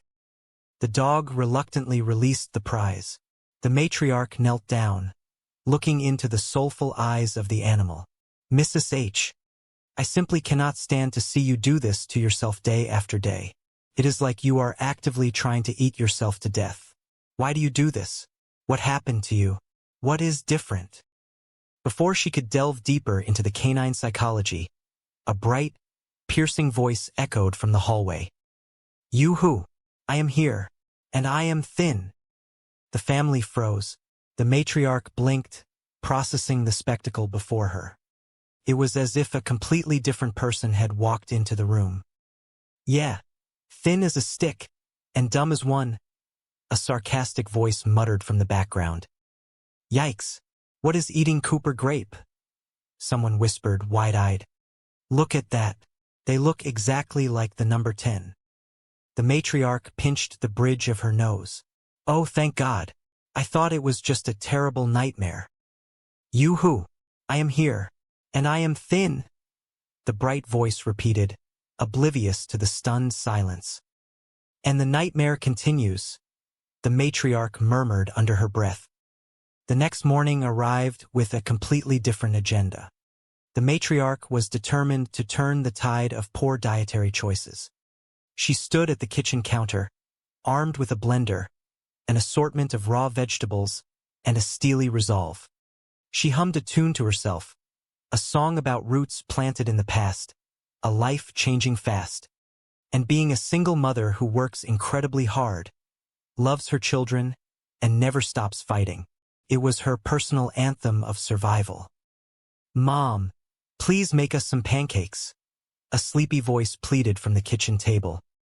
No, she replied firmly, dropping a handful of spinach into the blender. I am making everyone a power smoothie, and this afternoon, I am taking a vigorous power walk. A power walk? Came the incredulous response. Oh, please forget your power cane. That is not nice to say. Mom does aerobics. She could easily shatter her hip. The matriarch turned off the blender and glared playfully at her offspring. And yet, in the blink of an eye, I can make you both completely homeless. The front door opened again. Hey, everybody, I am here and I am. Oh, just shut up and have a powdered donut, someone groaned. Barbara Jean bounded into the kitchen, her energy levels impossibly high. She was practically vibrating with enthusiasm. Her new athletic wear fitting her perfectly. Oh, Reba, you are not still trying to lose weight by drinking those awful power smoothies, are you? Jordan, who is my amazing personal trainer, says that those drinks are absolutely loaded with hidden carbohydrates. Reba took a slow, deliberate sip of her green concoction, forcing a smile. Barbara Jean, I am all for adopting a healthy new lifestyle. I really am. But seriously, I mean, there has to be some sort of reasonable limit. She noticed someone at the table staring with wide, unblinking eyes at the newly transformed woman. Will you please stop staring at her? What? The starer replied defensively. We have been staring at her for like the past 2 hours. Well, she is genuinely pretty. Barbara Jean beamed, striking a casual pose. I am pretty.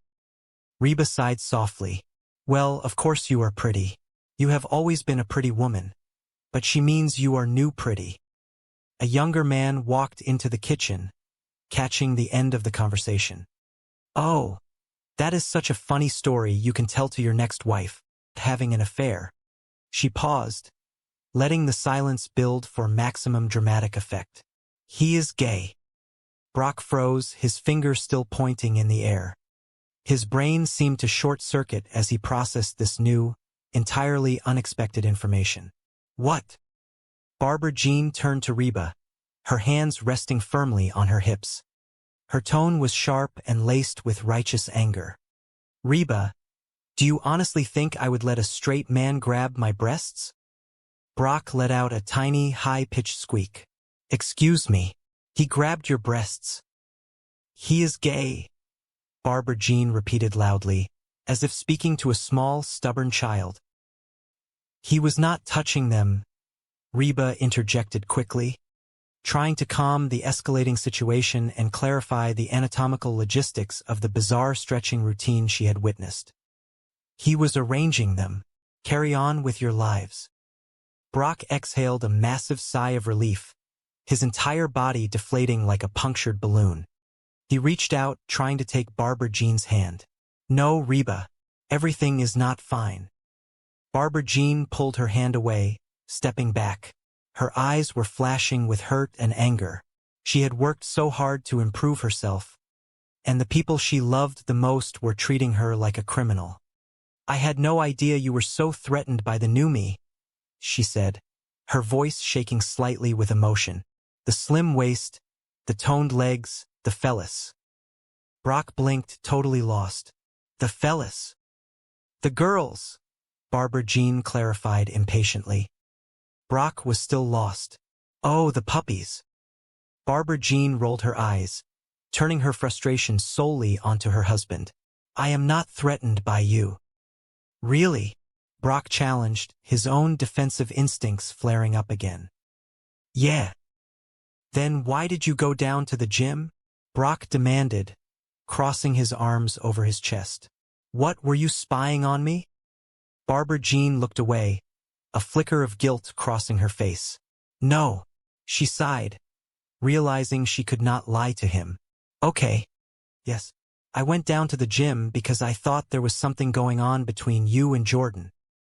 Why would you think that? Barbara Jean asked, genuinely heartbroken that her husband would doubt her loyalty.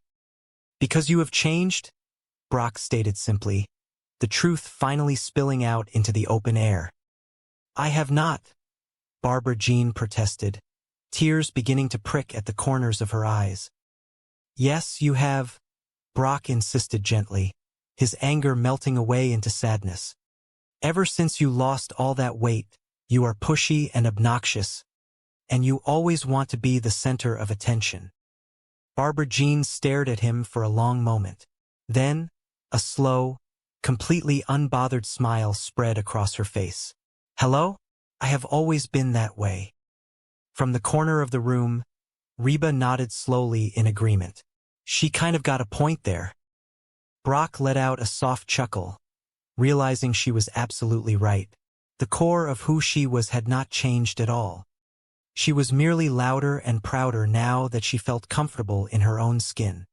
Yeah, well, something has changed, Barbara Jean. Yeah, Barbara Jean agreed, her voice softening into something incredibly vulnerable and tender. The way you guys look at me, I am still the same Barbara Jean I always was. I am just less winded. The simple truth of her words hung heavily in the air. Brock looked at his wife, really looked at her, and saw past the new waistline and the toned arms. He saw the woman he loved, the woman who had always been a little loud, a little much, but fiercely loyal and deeply caring. Reba stood up from the sofa, feeling a sudden wave of guilt wash over her. She realized she owed Barbara Jean an apology too. I know she might be right. Could be us. Brock stepped forward, wrapping his arms around his wife in a warm, protective embrace. I am sorry, honey.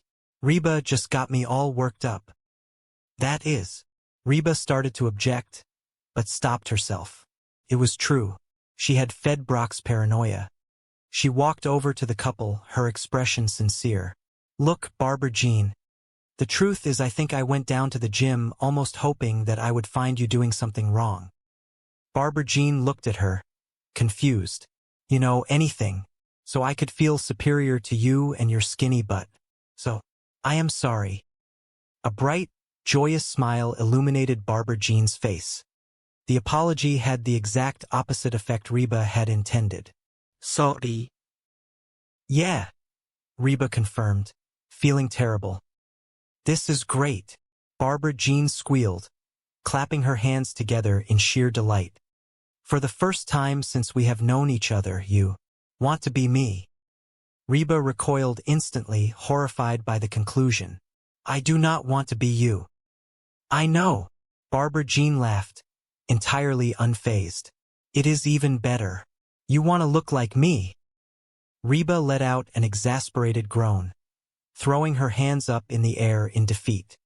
She turned toward the kitchen, desperate for an escape from the overwhelming positivity. Hey, where are you going? Just going to go grab something to eat, Reba called over her shoulder. I will see you next year.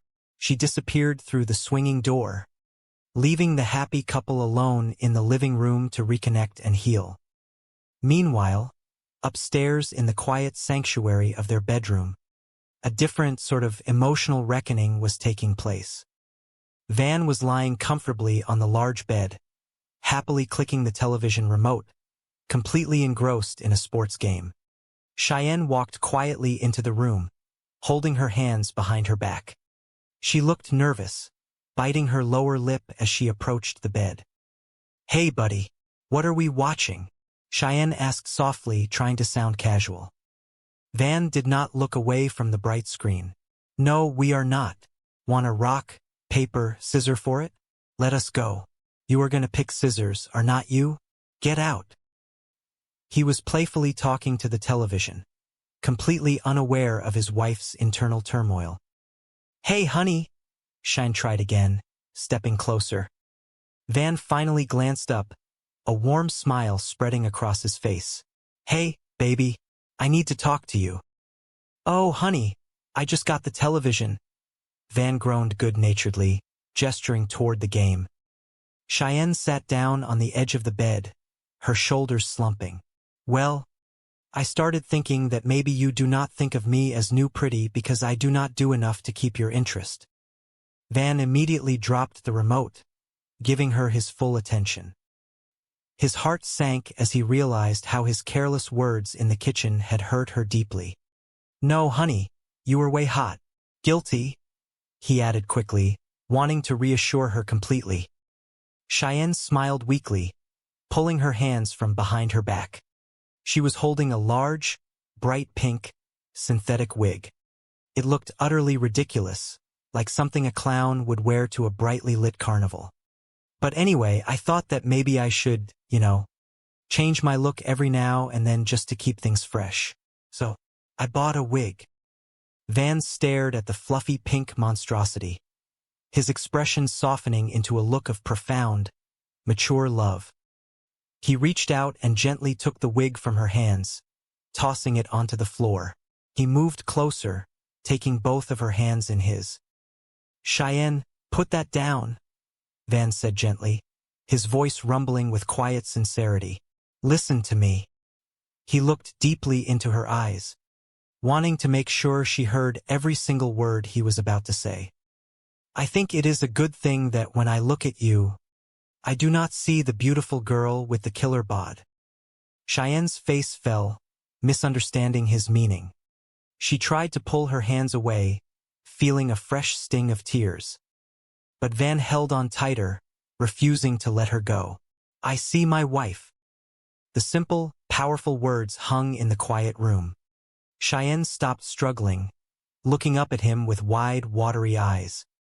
Van smiled, reaching up to gently tuck a strand of blonde hair behind her ear. And I am attracted to her whether she is all dressed up, ready to go out, or just sitting on the couch wearing those washed-up flannel pajamas. Cheyenne sniffled, a tiny, hopeful smile breaking through her sadness. Really? Yeah, Van whispered, leaning in closer. You are beautiful to me because of who you are. A warm, radiant feeling bloomed in Cheyenne's chest. All of her insecurities, all of her jealousy, simply melted away under the absolute certainty of his love. Ah, I feel kind of stupid, she admitted softly, resting her forehead against his shoulder. She is attractive. I am attractive as well. Yes, of course you are attractive. You have always been attractive, but she is a new kind of attractive. Oh, Van, that is such a humorous story that you can relate to your next wife. Van, do you truly believe that I am the new kind of attractive? Oh yes. You are like a bleached version of Halle Berry. Thank you. You are welcome. I am going to proceed to make a few telephone calls. So, Barbara Jean, yes? Is it true that when you lose a significant amount of weight, you wish to do, bounce, bounce? Van. Oh, Cheyenne, do not be upset. You are still attractive. You are like a bleached version of Jan Brady. January Jan Brady. I am Marcia. Marcia, Marcia, Marcia. So, Reba, I have an idea. You should travel to the gymnasium and meet Jordan, my trainer. In all seriousness, he will transform your life. I mean, he is far more than a personal trainer. He has instructed me on how to exercise and consume food correctly. We review the clothing I shall wear, the motion pictures I shall watch. Well, the motion pictures you shall watch? What does that have to do with you improving your physique? Oh, nothing at all. We simply possess the same sense of humor. That Tim Allen truly makes us laugh until we are exhausted. I mean, whether he is portraying a dog or Santa Claus, you simply believe it. So, will you come to meet Jordan? No. Oh, come on, Reba. I wish for my best girlfriend to meet my best boyfriend. Boyfriend? Oh, that was a mistake. Oh. Well, thank you regardless, but I shall remain here with my smoothie. It is delicious. It is similar to fruit sauce. Oh, hey, Barbara Jean. You are here. Listen, would you like to depart and consume a quick lunch? Just the two of us? Oh, honey, I cannot. I am departing for the gymnasium. Well, can you not skip it just this once? Come on. I will take you to that romantic French location that you enjoy so much. Is that true? Skip the gymnasium and consume French cuisine? That cannot be done. The man, she has dismissed me once again. All she desires to do is go to the gymnasium and spend time with Jordan. Her trainer. Exactly. Frankly, I appreciate the new physique, but the new attitude is not as appreciated. Oh, that is truly humorous coming from the old physique. Jordan is so wonderful. Jordan is so toned and humorous. Well, I have news for you. No one is both toned and humorous. Rob, you are overreacting. Oh, is that so? Yes, I believe she might be involved in an affair with this individual. Barbara Jean with her trainer? I mean, certainly he is probably a better man than you are, better looking and younger. But that is enough. Reba, I require your assistance. I wish for you to go to the gymnasium and observe if there is anything occurring. Spy on him on my behalf. There is no way. Barbara Jean may possess a long list of faults. And I possess that list if you require a copy. But she is nothing if not faithful. Yes, that is correct. Up until now. But now that she is thin and attractive, she possesses all kinds of options. Observe, Brock, if it is worrying you to that extent, be honest with her. Tell her how you feel. Tell her that you only require a hug on occasion. Oh, now that is a fantastic idea. You see? Well, since my competition is a macho, muscular gentleman, I should move in the opposite direction and appear weak and whiny. Your solutions are ridiculous, Reba, causing me to spy on those individuals. Stupid. It is difficult to believe they are supposed to be beneficial for you. Hey, Mrs. H, are you departing for your power walk? Man, I adore elderly people. Power walking, moving along, swinging their arms. It is as though there is a major sale for false teeth. No, I am not departing for my power walk. This entire physical matter is causing everyone to act in a bizarre manner. What do you mean? Well, your father believes that the individual who provided Barbara Jean with her new body is desiring to engage in a four-way rotation. He likely desires it. What are you speaking about? Men are pigs. They are dogs. They are all animals. They only care about attractive women.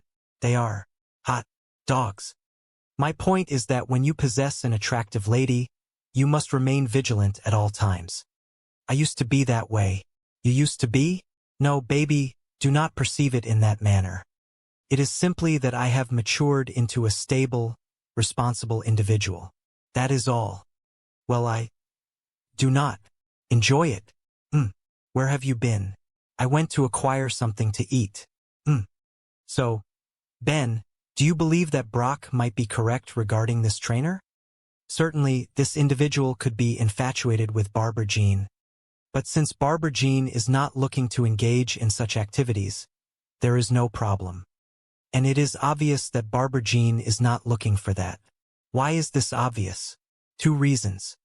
Barbara Jean is not skilled at maintaining secrets, and she considers you to be her best friend. If she were engaging in such behavior with this individual, she would constantly be discussing him with you.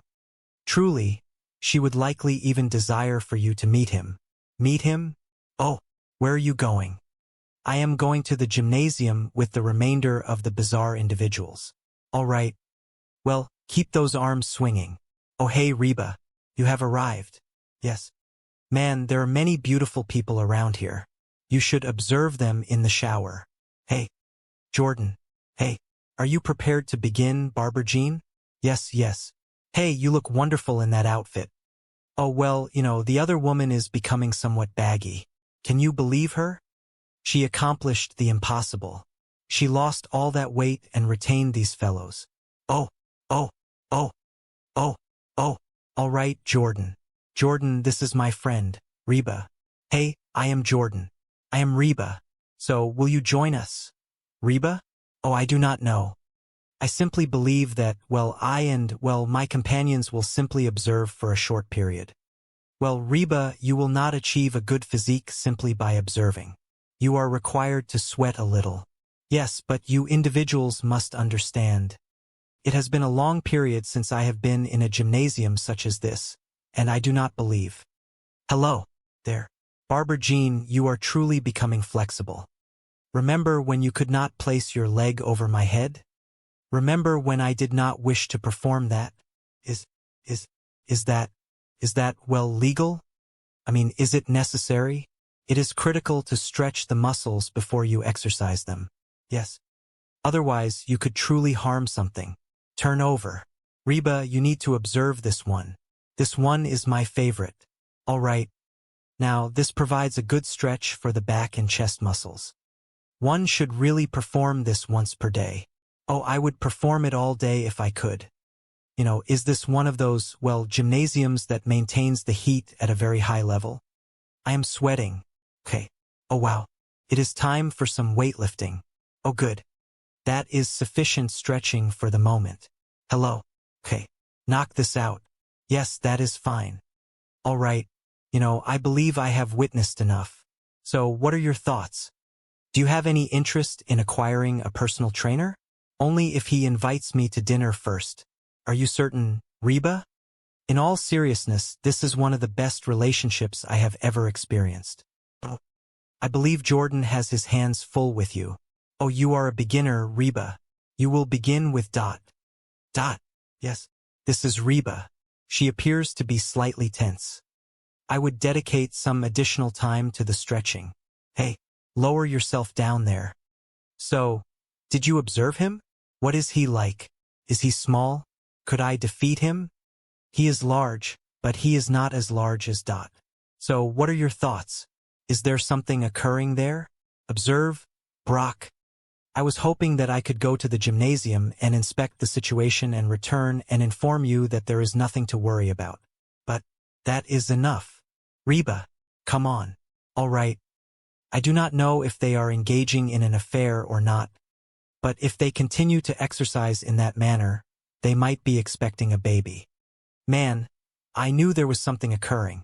Hey everyone, I am here and I am saying, well, oh hello honey, do not speak to me in that manner. What are you speaking about? Oh man, did you honestly believe that I would not discover the truth about you and Jordan? What? We were exercising.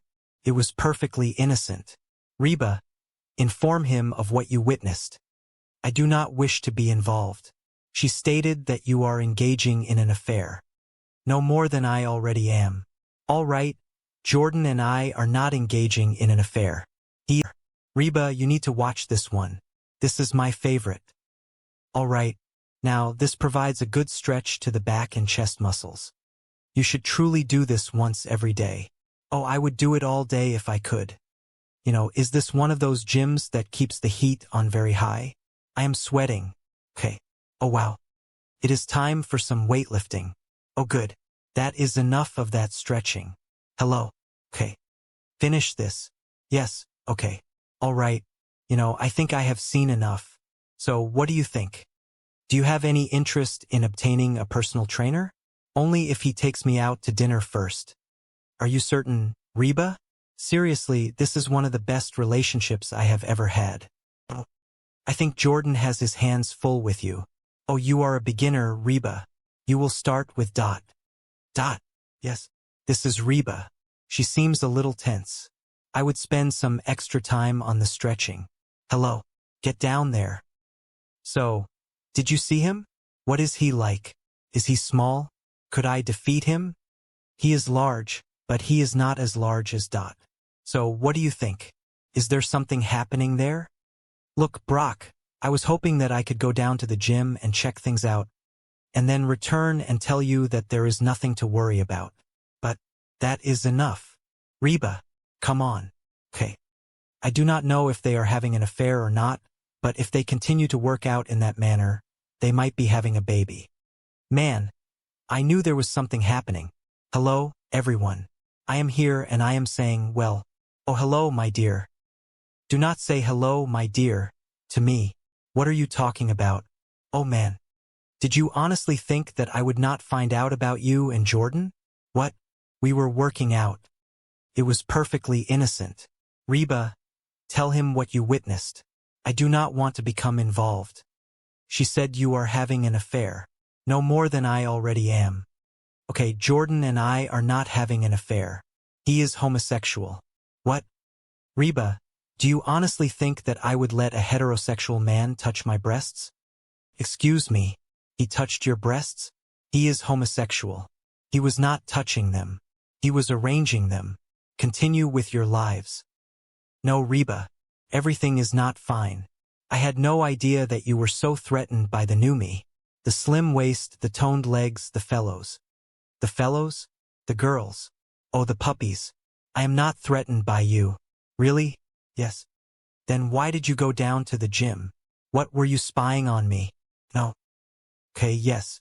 I went down to the gym because I thought there was something happening between you and Jordan. Why would you think that? Because you have changed. I have not changed. Yes, you have.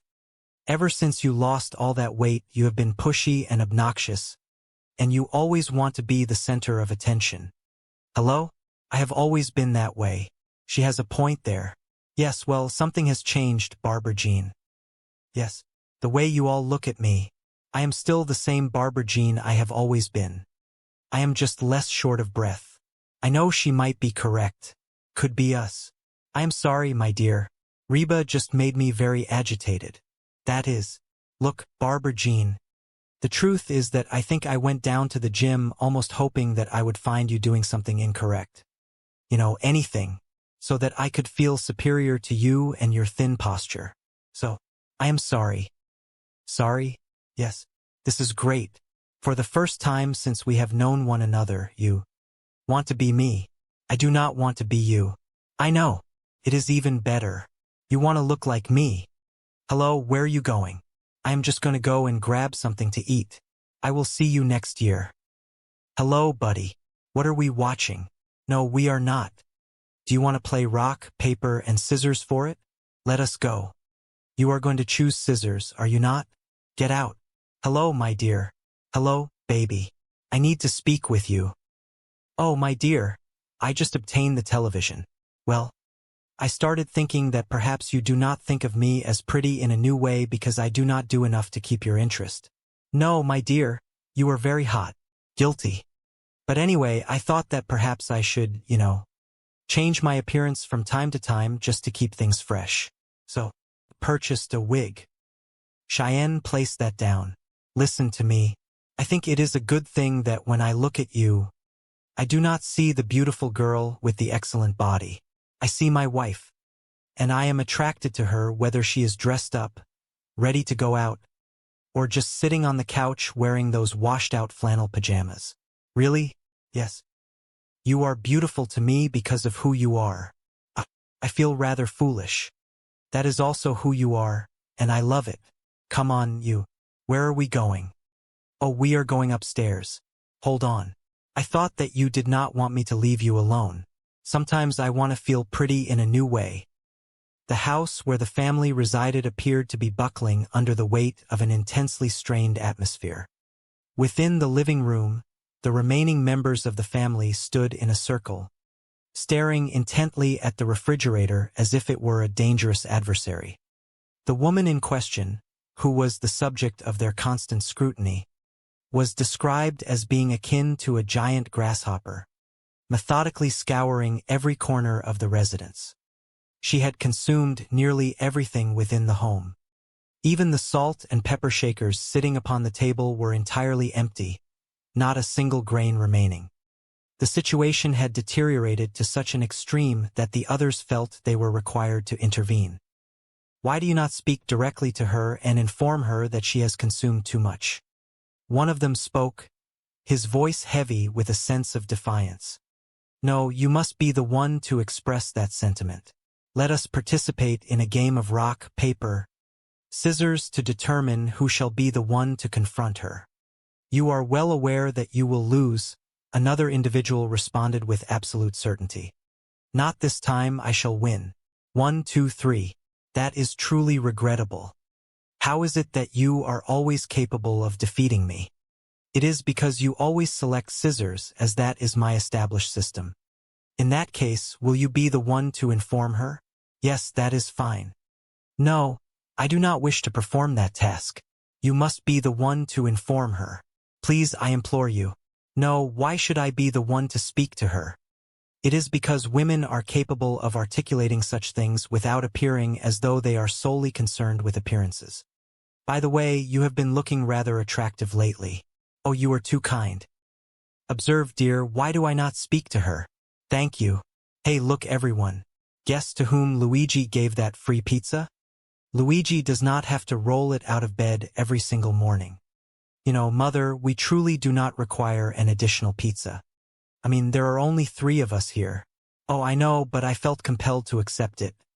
It was provided free of charge. Surely someone will consume it. Oh, I claim priority. You know what, Mother? I am contemplating that perhaps we should all strive to become a little more healthy around here. What are you speaking about? I am very healthy. All right, that is sufficient, Mrs. H. Set it down. Set it down, Mrs. H. Put it down.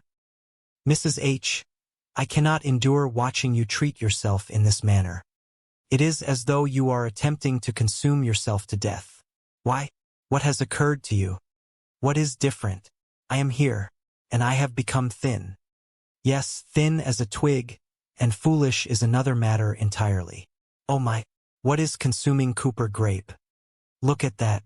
It appears as the number 10. Oh, I thank the heavens that it was merely a nightmare. I am here, and I have become thin, and the nightmare continues. My roots are planted in the past, even though my life is changing with great speed. Who I am is the person I wish to become. A single mother who works with great diligence, who loves her children and never ceases.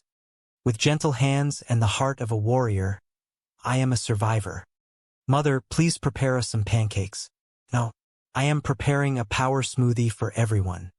And this afternoon, I am going for a power walk. Power walk? Oh, forget your power cane. Van, that is not kind. Mother performs aerobics. She could shatter her hip. And yet, in the blink of an eye, I can cause you both to become homeless. Greetings, everyone. I am here and I am. Oh, be quiet and consume a donut. Oh, Reba. You are not still attempting to lose weight by consuming those power smoothies, are you? Jordan, my trainer, states that they are filled with hidden carbohydrates. Barber Jean, I am entirely supportive of adopting a healthy new lifestyle. But in all seriousness, there must be some sort of... Will you cease staring at her? What? We have been staring at her for the past 2 hours. Well, felt no joy in the current situation. Naturally, I do that. It is my system. So, you will tell her? Yes, fine. No, I do not want to do that. You tell her. Please, please, please, the other person pleaded. No, Ben, why should I be the one to tell her? Because young women can say those kinds of things without having to appear as if all they care about is their physical appearance. By the way, you have been looking hot lately. Oh, you are very sweet, Reba replied, a smile flickering on her lips despite the strange situation. Look, my dear, why do I not tell her? Thank you very much. Hey, hey, hey, guess to whom Luigi gave the free pizza? Luigi does not have to roll out of the bed every morning like we do. You know, Mother, we truly do not need another pizza. There are only 3 of us here. Oh, I know that, but I had to take it. It was completely free. Someone will consume it. Oh, I claim that piece. You know what, Mother? I am thinking that perhaps we all should try to live a little more healthily around here. What are you talking about? I am very healthy. That is enough, Mistress H. Place it down. Place it down, Mistress H. Place it down. Place it down. Place it down. Mistress H. I cannot bear to see you do this to yourself. It is as if you are attempting to consume yourself to death. Why? What has occurred to you? Is there something different? Hello, I am here, and I have become thin. Yes, thin as a stick, and there is only one who is foolish. Oh my, what is eating Cooper grape? Look at that. They resemble the number 10. Oh, thank heaven that it was merely a nightmare. Hello, I am here, and I have become thin. And the nightmare continues. My roots are planted in the past. Although my life is changing fast, who I am is who I want to be. I am a single mother who works too hard, who loves her children and never stops. With gentle hands and the heart of a fighter, I am a survivor. Mother, make us some pancakes. No, I am making everyone a power smoothie. And this afternoon, I am going for a power walk. Power walk? Oh, forget your power cane. Van, that is not kind at all. Mother is doing aerobics. She could shatter her hip. And yet, in the blink of an eye, I can make you both homeless. Hello, everyone. I am here and I am. Oh, be quiet and have a donut. Oh, Reba. You are still not attempting to lose weight by drinking those power smoothies, are you? Jordan, my trainer, says that those are loaded with hidden carbohydrates. Barber Jean, I am entirely in favor of adopting a healthy new lifestyle. But seriously, there must be some sort of... Will you stop staring at her? What? We have been staring at her for about 2 hours now. Well, she is quite pretty. I am pretty as well. Well, of course you are. You have always been pretty. But she is a new kind of pretty. Oh, Van, that is such a humorous story that you can tell to your next wife. Van, do you truly think that I am pretty in a new way? Oh yes. You are like a bleached version of Halle Berry. Thank you. You are welcome. I am going to make some phone calls. So, Barber Jean. Yes? Is it true that when you lose a large amount of weight you want to do that thing, you know, bounce and bounce? Van. Oh, Cheyenne, do not be upset. You are still very hot. You are like a bleached version of Jan Brady. January Jan Brady. I am Marcia. Marcia, Marcia, Marcia. So, Reba, I have an idea. You should come down to the gym and meet Jordan, my trainer. Seriously, he will change your life. I mean, he is much more than a personal trainer. He taught me how to work out and eat correctly. We review the clothes I am going to wear, the movies I am going to see. Oh, the movies you are going to see? Does that have anything to do with you getting back in shape? Oh, not at all. We just share the same sense of humor. That Tim Allen truly makes us laugh. I mean, whether he is playing a dog or Santa Claus, you simply believe it. So, you will come and meet Jordan? No. Oh, come on, Reba. I want my best girlfriend to meet my best boyfriend. Boyfriend? Oops. That sounded incorrect. Well, thank you anyway. But I will just be here with my smoothie. Delicious. It is just like fruit gravy. Oh, hello, Barbara Jean. There you are. Listen, how would you like to go out and grab a quick lunch? Just the two of us? Oh, my dear, I cannot. I am going to the gym. Well, can you not skip it just this once? Come on. I will take you to that romantic French place that you enjoy so much. Really? Skip the gym and eat French food? That cannot be done. Man, she rejected me again. All she desires to do is go down to the gym and spend time with Jordan. Her trainer. Exactly. Frankly, I like her new posture, but the new attitude is not as enjoyable. Oh, that sounds very funny coming from your old posture. Jordan is so great. Jordan is so toned and humorous. Well, I have some news for you. No one is both toned and humorous. Rob, you are overreacting. Oh, really? Yes, I think she might be having an affair with this fellow. Barbara Jean with her trainer? I mean, certainly he is probably a better man than you are, better looking and younger. But that is enough. Reba, I need you to help me. I want you to go down to the gym and see if anything is happening. You know, act as a spy for me. Absolutely not. You know, Barbara Jean may have a long list of faults, and I have that list if you require a copy. But she is loyal if she is anything. Yes, right. Up until now. But now that she is thin and hot, she has all kinds of options. Look, Brock, if it is worrying you that much, be honest with her. Tell her how you feel. Tell her that you only need a hug from time to time. Oh, now that is a great idea. See? Because my competition is a macho, muscular fellow. I should go the other way and appear weak and whiny. Your solutions are ridiculous. Reba, it makes me follow those foolish people. It is difficult to believe that they are supposed to be good for you. Hello, Mistress H. Are you off for your power walk? Man, I love old people. Power walking, moving along, swinging their arms. It is as if there is a large sale for false teeth. No, I am not going for my power walk. This entire physical activity is making everyone act like a lunatic. What do you mean? Well, your father thinks that the fellow who gave Barbara Jean her new body is desiring to take a turn. He probably does. What are you talking about? Men are pigs. They are dogs. They are all animals. They only care about hot women. They are hot dogs. My point is that when you have a hot lady, you must keep your guard up at all times. I used to do that. You used to do that? No, baby, do not take it in that way. It is just that I have grown into a mature, stable individual. That is all. Well, I do not like it. Where have you been? I went to get something to eat. So, Ben, do you think that Brock might be correct about this trainer?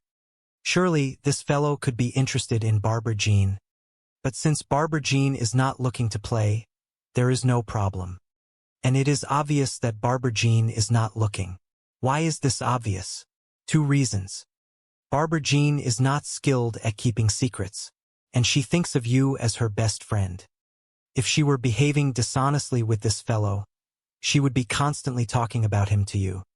Heck, she would probably even want you to meet him. Meet him? Oh, where are you going? I am going down to the gym with the rest of the lunatics. All right, well, keep those arms swinging. Oh, hello, Reba.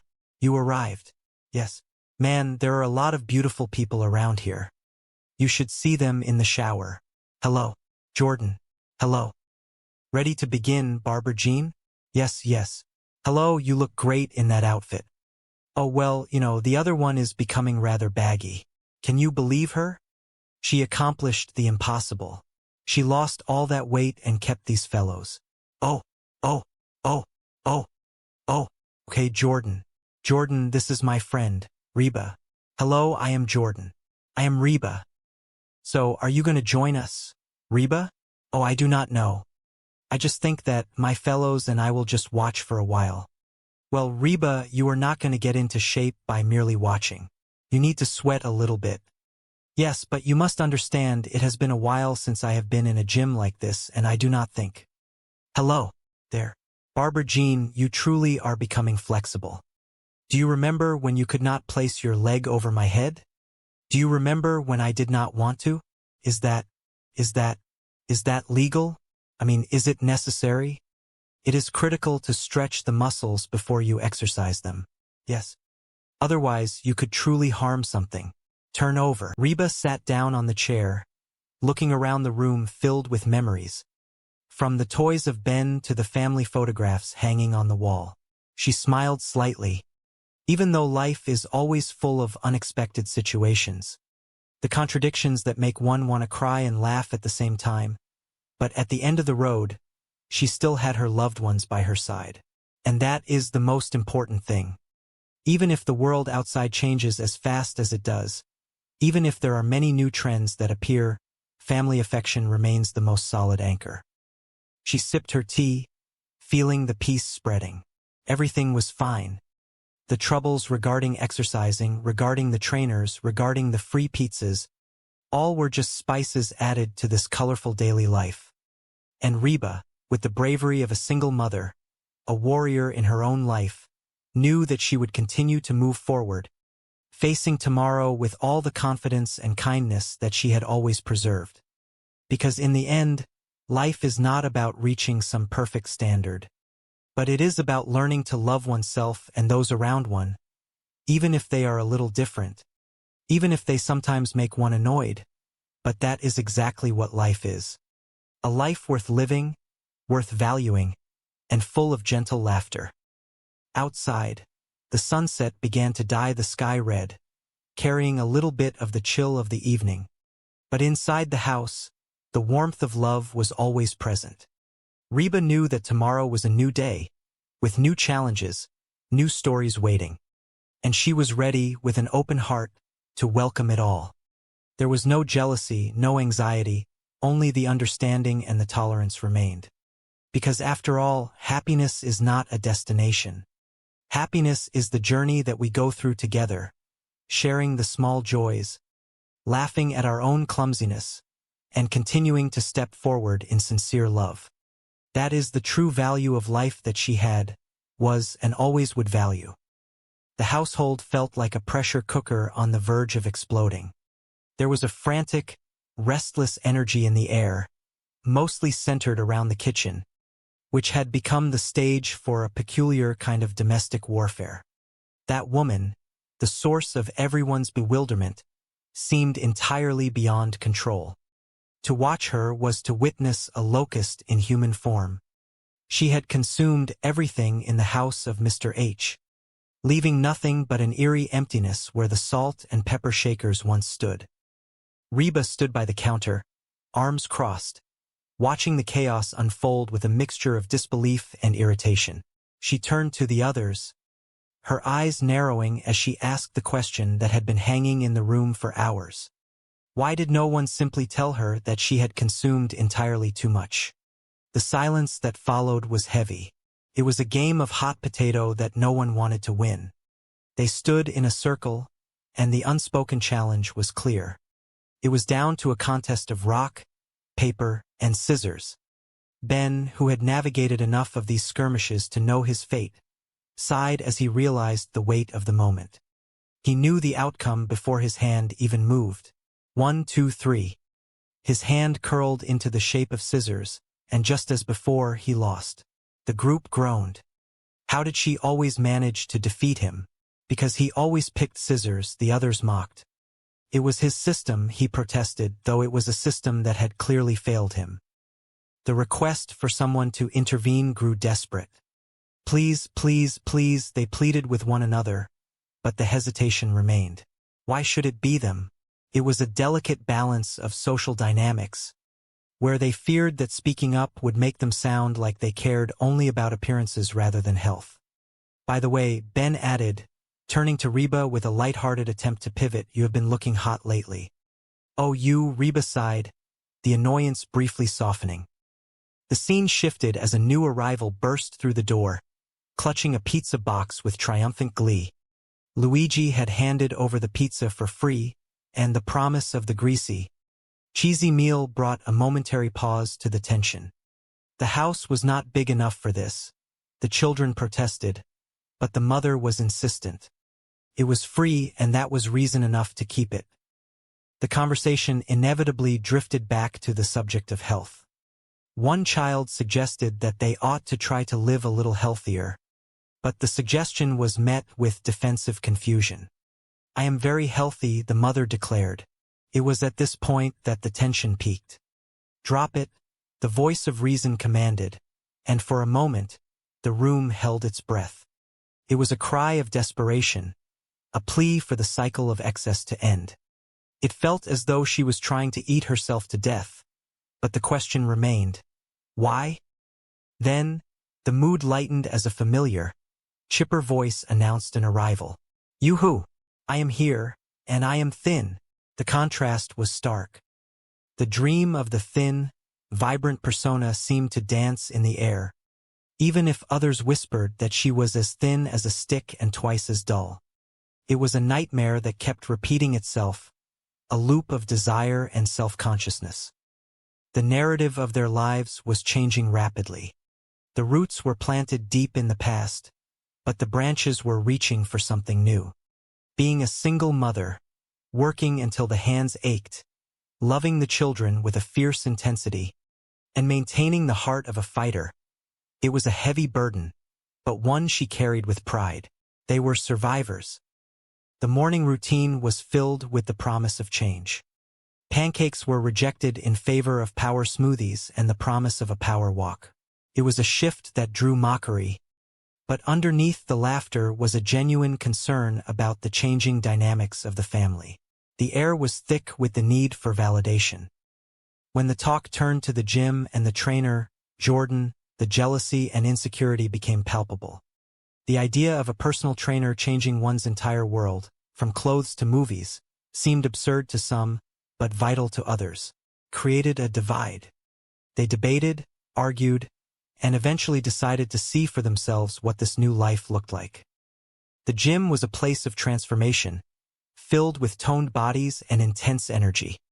When they finally visited, the reality was not what they expected. The trainer was, as it turned out, not the romantic threat they had feared.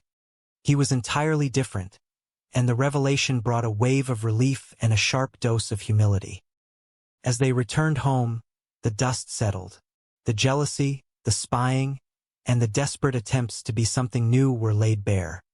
It was not about the weight or the clothes or the trainer. It was about the desire to be seen, to be valued, and to find a place in the new version of themselves. They were all just trying to navigate the complexities of their changing roles, looking for a version of beauty and self-worth that felt authentic. In the end, as the evening quieted and the television hummed in the background, there was a quiet moment of reconciliation. The wig, the laughter, and the gentle reminder of what truly mattered. It was all there. They did not need to be the new, thin, or polished version of someone else to be worthy of love. They were loved for who they were, in their old pajamas and with all their imperfections. They were together, and for the moment that was enough. The atmosphere inside the house was thick with a palpable tension that often signaled the beginning of a chaotic afternoon. Reba stood by the kitchen counter, her hands clasped together, her gaze sweeping across the room with the precision of a seasoned commander inspecting a battlefield that had been recently pillaged. She had used rather harsh words, but they were entirely accurate when she described that woman as a locust. Everything in the house seemed to have vanished, consumed without a single trace. Even the salt and pepper shakers did not escape this fate. Those containers, once full, now sat on the table like empty vessels of a defeated army. Reba looked at the empty shakers, then shifted her eyes toward the people surrounding her. A sense of helplessness began to rise within her heart. That woman has consumed everything inside the house of Mr. H. It is truly astonishing. Reba wondered aloud why the others did not simply tell her that she had consumed too much. She turned toward the person standing opposite her, urging that individual to take on this difficult task. No, you should tell her. Let us play a game of rock, paper, and scissors to decide, the other person replied, their gaze filled with a desire to avoid responsibility. Ben, you know very well that you are going to lose, Reba sighed. Not this time. 1, 2, 3. That is frustrating, the other person exclaimed as they looked down at their hand. How is it that you always defeat me? Because you always choose the scissors, Reba responded. Her voice filled with a sense of triumph even though she felt attention. Hello? She had always been that way. She kind of had a point there. Yeah, well, something had changed, Barbara Jean. Yeah. The way they looked at her. She was still the same Barbara Jean she always was. She was just less winded. She knew she might be right. Could be them. She was sorry, honey. Reba just got her all worked up. That was, look, Barbara Jean. The truth was she thought she went down to the gym almost hoping that she would find her doing something wrong. You know, anything. So she could feel superior to her and her skinny butt. So, she was sorry. Sorry? Yeah. This was great. For the first time since they had known each other, she wanted to be her. She did not want to be her. She knew. It was even better. She wanted to look like her. Hey, where were they going? Just gonna go grab something to eat. She would see her next year. Hey, buddy. What were they watching? No, they were not. Want a rock, paper, scissor for it? Let us go. She was gonna pick scissors, was she not? Get out. Hey, honey. Hey, baby. She needed to talk to her. Oh, honey. She just got the television. Well, she started thinking that maybe she did not think of her as new pretty because she did not do enough to keep her interest. No, honey. She was way hot. Guilty. But anyway, she thought that maybe she should, change her look every now and then just to keep things fresh. So, she bought a wig. Cheyenne put that down. Listened to her. She thought it was a good thing that when she looked at her, she did not see the beautiful girl with the killer body. She saw her wife. And she was attracted to her whether she was all dressed up, ready to go out or just sitting on the couch wearing those washed-up flannel pajamas. Really? Yeah. She was beautiful to her because of who she was. She felt kind of stupid. That was also who she was, and she loved it. Come on, her. Where were they going? Oh, they were going upstairs. Hold on. She thought she did not want her to leave her alone. Sometimes she wanted to feel new pretty. As the house settled into a quiet evening, the echoes of their earlier squabbles seemed to dissipate like mist under a warm sun. Reba found herself sitting on the worn sofa, a place that had seen decades of life, spills, laughter, and the occasional tear. She thought about the concept of change, how it affected each of them in ways they could barely articulate. Barbara Jean was obsessed with the physical, the tangible progress of her new body, while she herself had been anchored in a version of the world that felt safer, more predictable. The gym, with its mirrors and its grunting patrons, had been a strange, foreign land, but she realized that the discomfort she felt was not really about Barbara Jean or even about Jordan. It was about the insecurity of seeing someone you know intimately suddenly transform into someone you did not quite recognize. She remembered the way Barbara Jean had looked while stretching, that earnest desire to show off, to be seen, to be validated. It was a human need, universal and deeply flawed, and she, in her own way, had been just as guilty, casting judgment from her perch of moral superiority, fueled by the secret, petty desire to see her fail. The realization brought a flush of heat to her cheeks.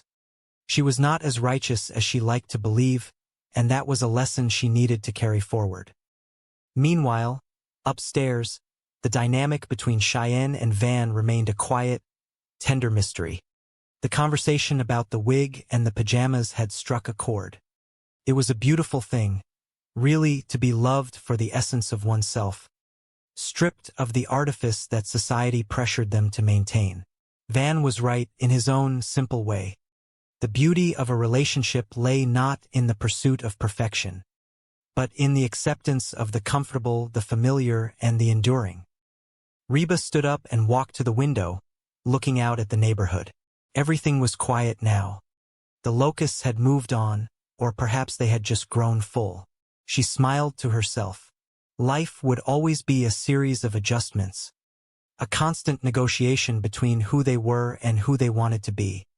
There would be more power smoothies, more misunderstandings, more moments of petty jealousy, and hopefully more moments of clarity like this one. She felt a profound sense of gratitude for the people in her life, however complicated they might be. They were a family, forged in the fires of shared history and tempered by the grace of forgiveness. She walked back to the kitchen, the room where the day had begun with such friction. She decided, then and there, that she would stop spying, stop judging, and start living. If Barbara Jean wanted to be thin, then let her be thin. If Van wanted to watch television in his pajamas, let him watch. And as for her, she would focus on being the best version of herself. Not for the sake of appearances, but for the sake of her own peace. She looked at the empty salt and pepper shakers and chuckled. They would need filling tomorrow along with the rest of the pantry, and that, she decided, was just fine. She was a survivor, after all, and she had plenty of strength left for whatever tomorrow brought. She turned out the lights, the house exhaling a collective sigh of contentment as she headed toward her room, ready for the rest that a long, eventful day had earned her. Life, she concluded, was a messy, beautiful, and occasionally hilarious journey, and she was grateful to be on it one day at a time with the people who mattered most. The night wrapped around the house like a soft, dark blanket, promising quiet, and in that quiet, Reba found the stillness she had been looking for, a peace that had nothing to do with gym routines or power smoothies, but everything to do with the heart of a fighter who had finally decided to let the battle rest. She closed her eyes, the echoes of the day fading into dreams, simple and sweet. She was exactly where she needed to be, and for now that was enough. The next morning, the sun broke over the horizon, painting the sky in hues of amber and violet, a gentle reminder that every dawn offered a blank slate. Reba woke with a sense of clarity that had been absent for weeks. She moved through the morning ritual with a rhythmic grace, the kettle whistling a familiar tune, the coffee brewing with a rich, inviting scent. There was no chaos today, only the quiet promise of a new start. She went about her chores, humming a tune under her breath, the weight of the previous day's anxieties seemingly lifted. She thought of her mother, of the others, and felt a wave of affection, an understanding that they were all doing their best, even when their best felt entirely misguided. Her mother entered the kitchen, still bright-eyed and eager, though the frantic energy of the previous day had softened into something more manageable. "Good morning," she said, her voice filled with a genuine warmth that Reba returned in kind. They shared a look, a silent acknowledgement of the peace that had settled between them. No more talk of pizzas or gym scandals today. Just the simple, grounding act of starting the day together. The pancakes, she decided, could wait. Perhaps they would have some fruit, some toast, something light and nourishing. A compromise between her health kick and her mother's boundless enthusiasm for food. As the rest of the household began to stir, the sounds of sleepy footsteps and soft voices drifted through the hallways. It was a sound she cherished, the heartbeat of her home. She watched as they gathered, one by one, each carrying their own dreams and insecurities into the light of the morning. There was no pressure to be perfect, No need to perform, just the simple comfort of being together. She realized then that the most important lessons were not found in the grand gestures or the dramatic revelations, but in these small, quiet moments of connection. The laughter that bubbled up over a spilled cup of coffee, the shared silence of a breakfast table, the easy comfort of a morning greeting. Reba looked at them, really looked at them, and saw them not as characters in a drama she had to manage, but as people, flawed and wonderful, navigating the complexities of their own lives. She was grateful for the perspective, for the ability to step back and appreciate the mosaic of their existence. The day ahead would bring its own challenges, its own temptations, and its own joys, but she felt ready, grounded in the knowledge that no matter what, they would face it together. She took a sip of her coffee, the warmth spreading through her, and smiled. It was going to be a good day. She knew it in her bones. A feeling of quiet triumph that had nothing to do with winning an argument or being right, and everything to do with the simple, profound act of being present. The locusts of yesterday were gone, replaced by the hummingbirds of today, light, quick, and full of life. She was ready to start again, not as someone trying to be new or different,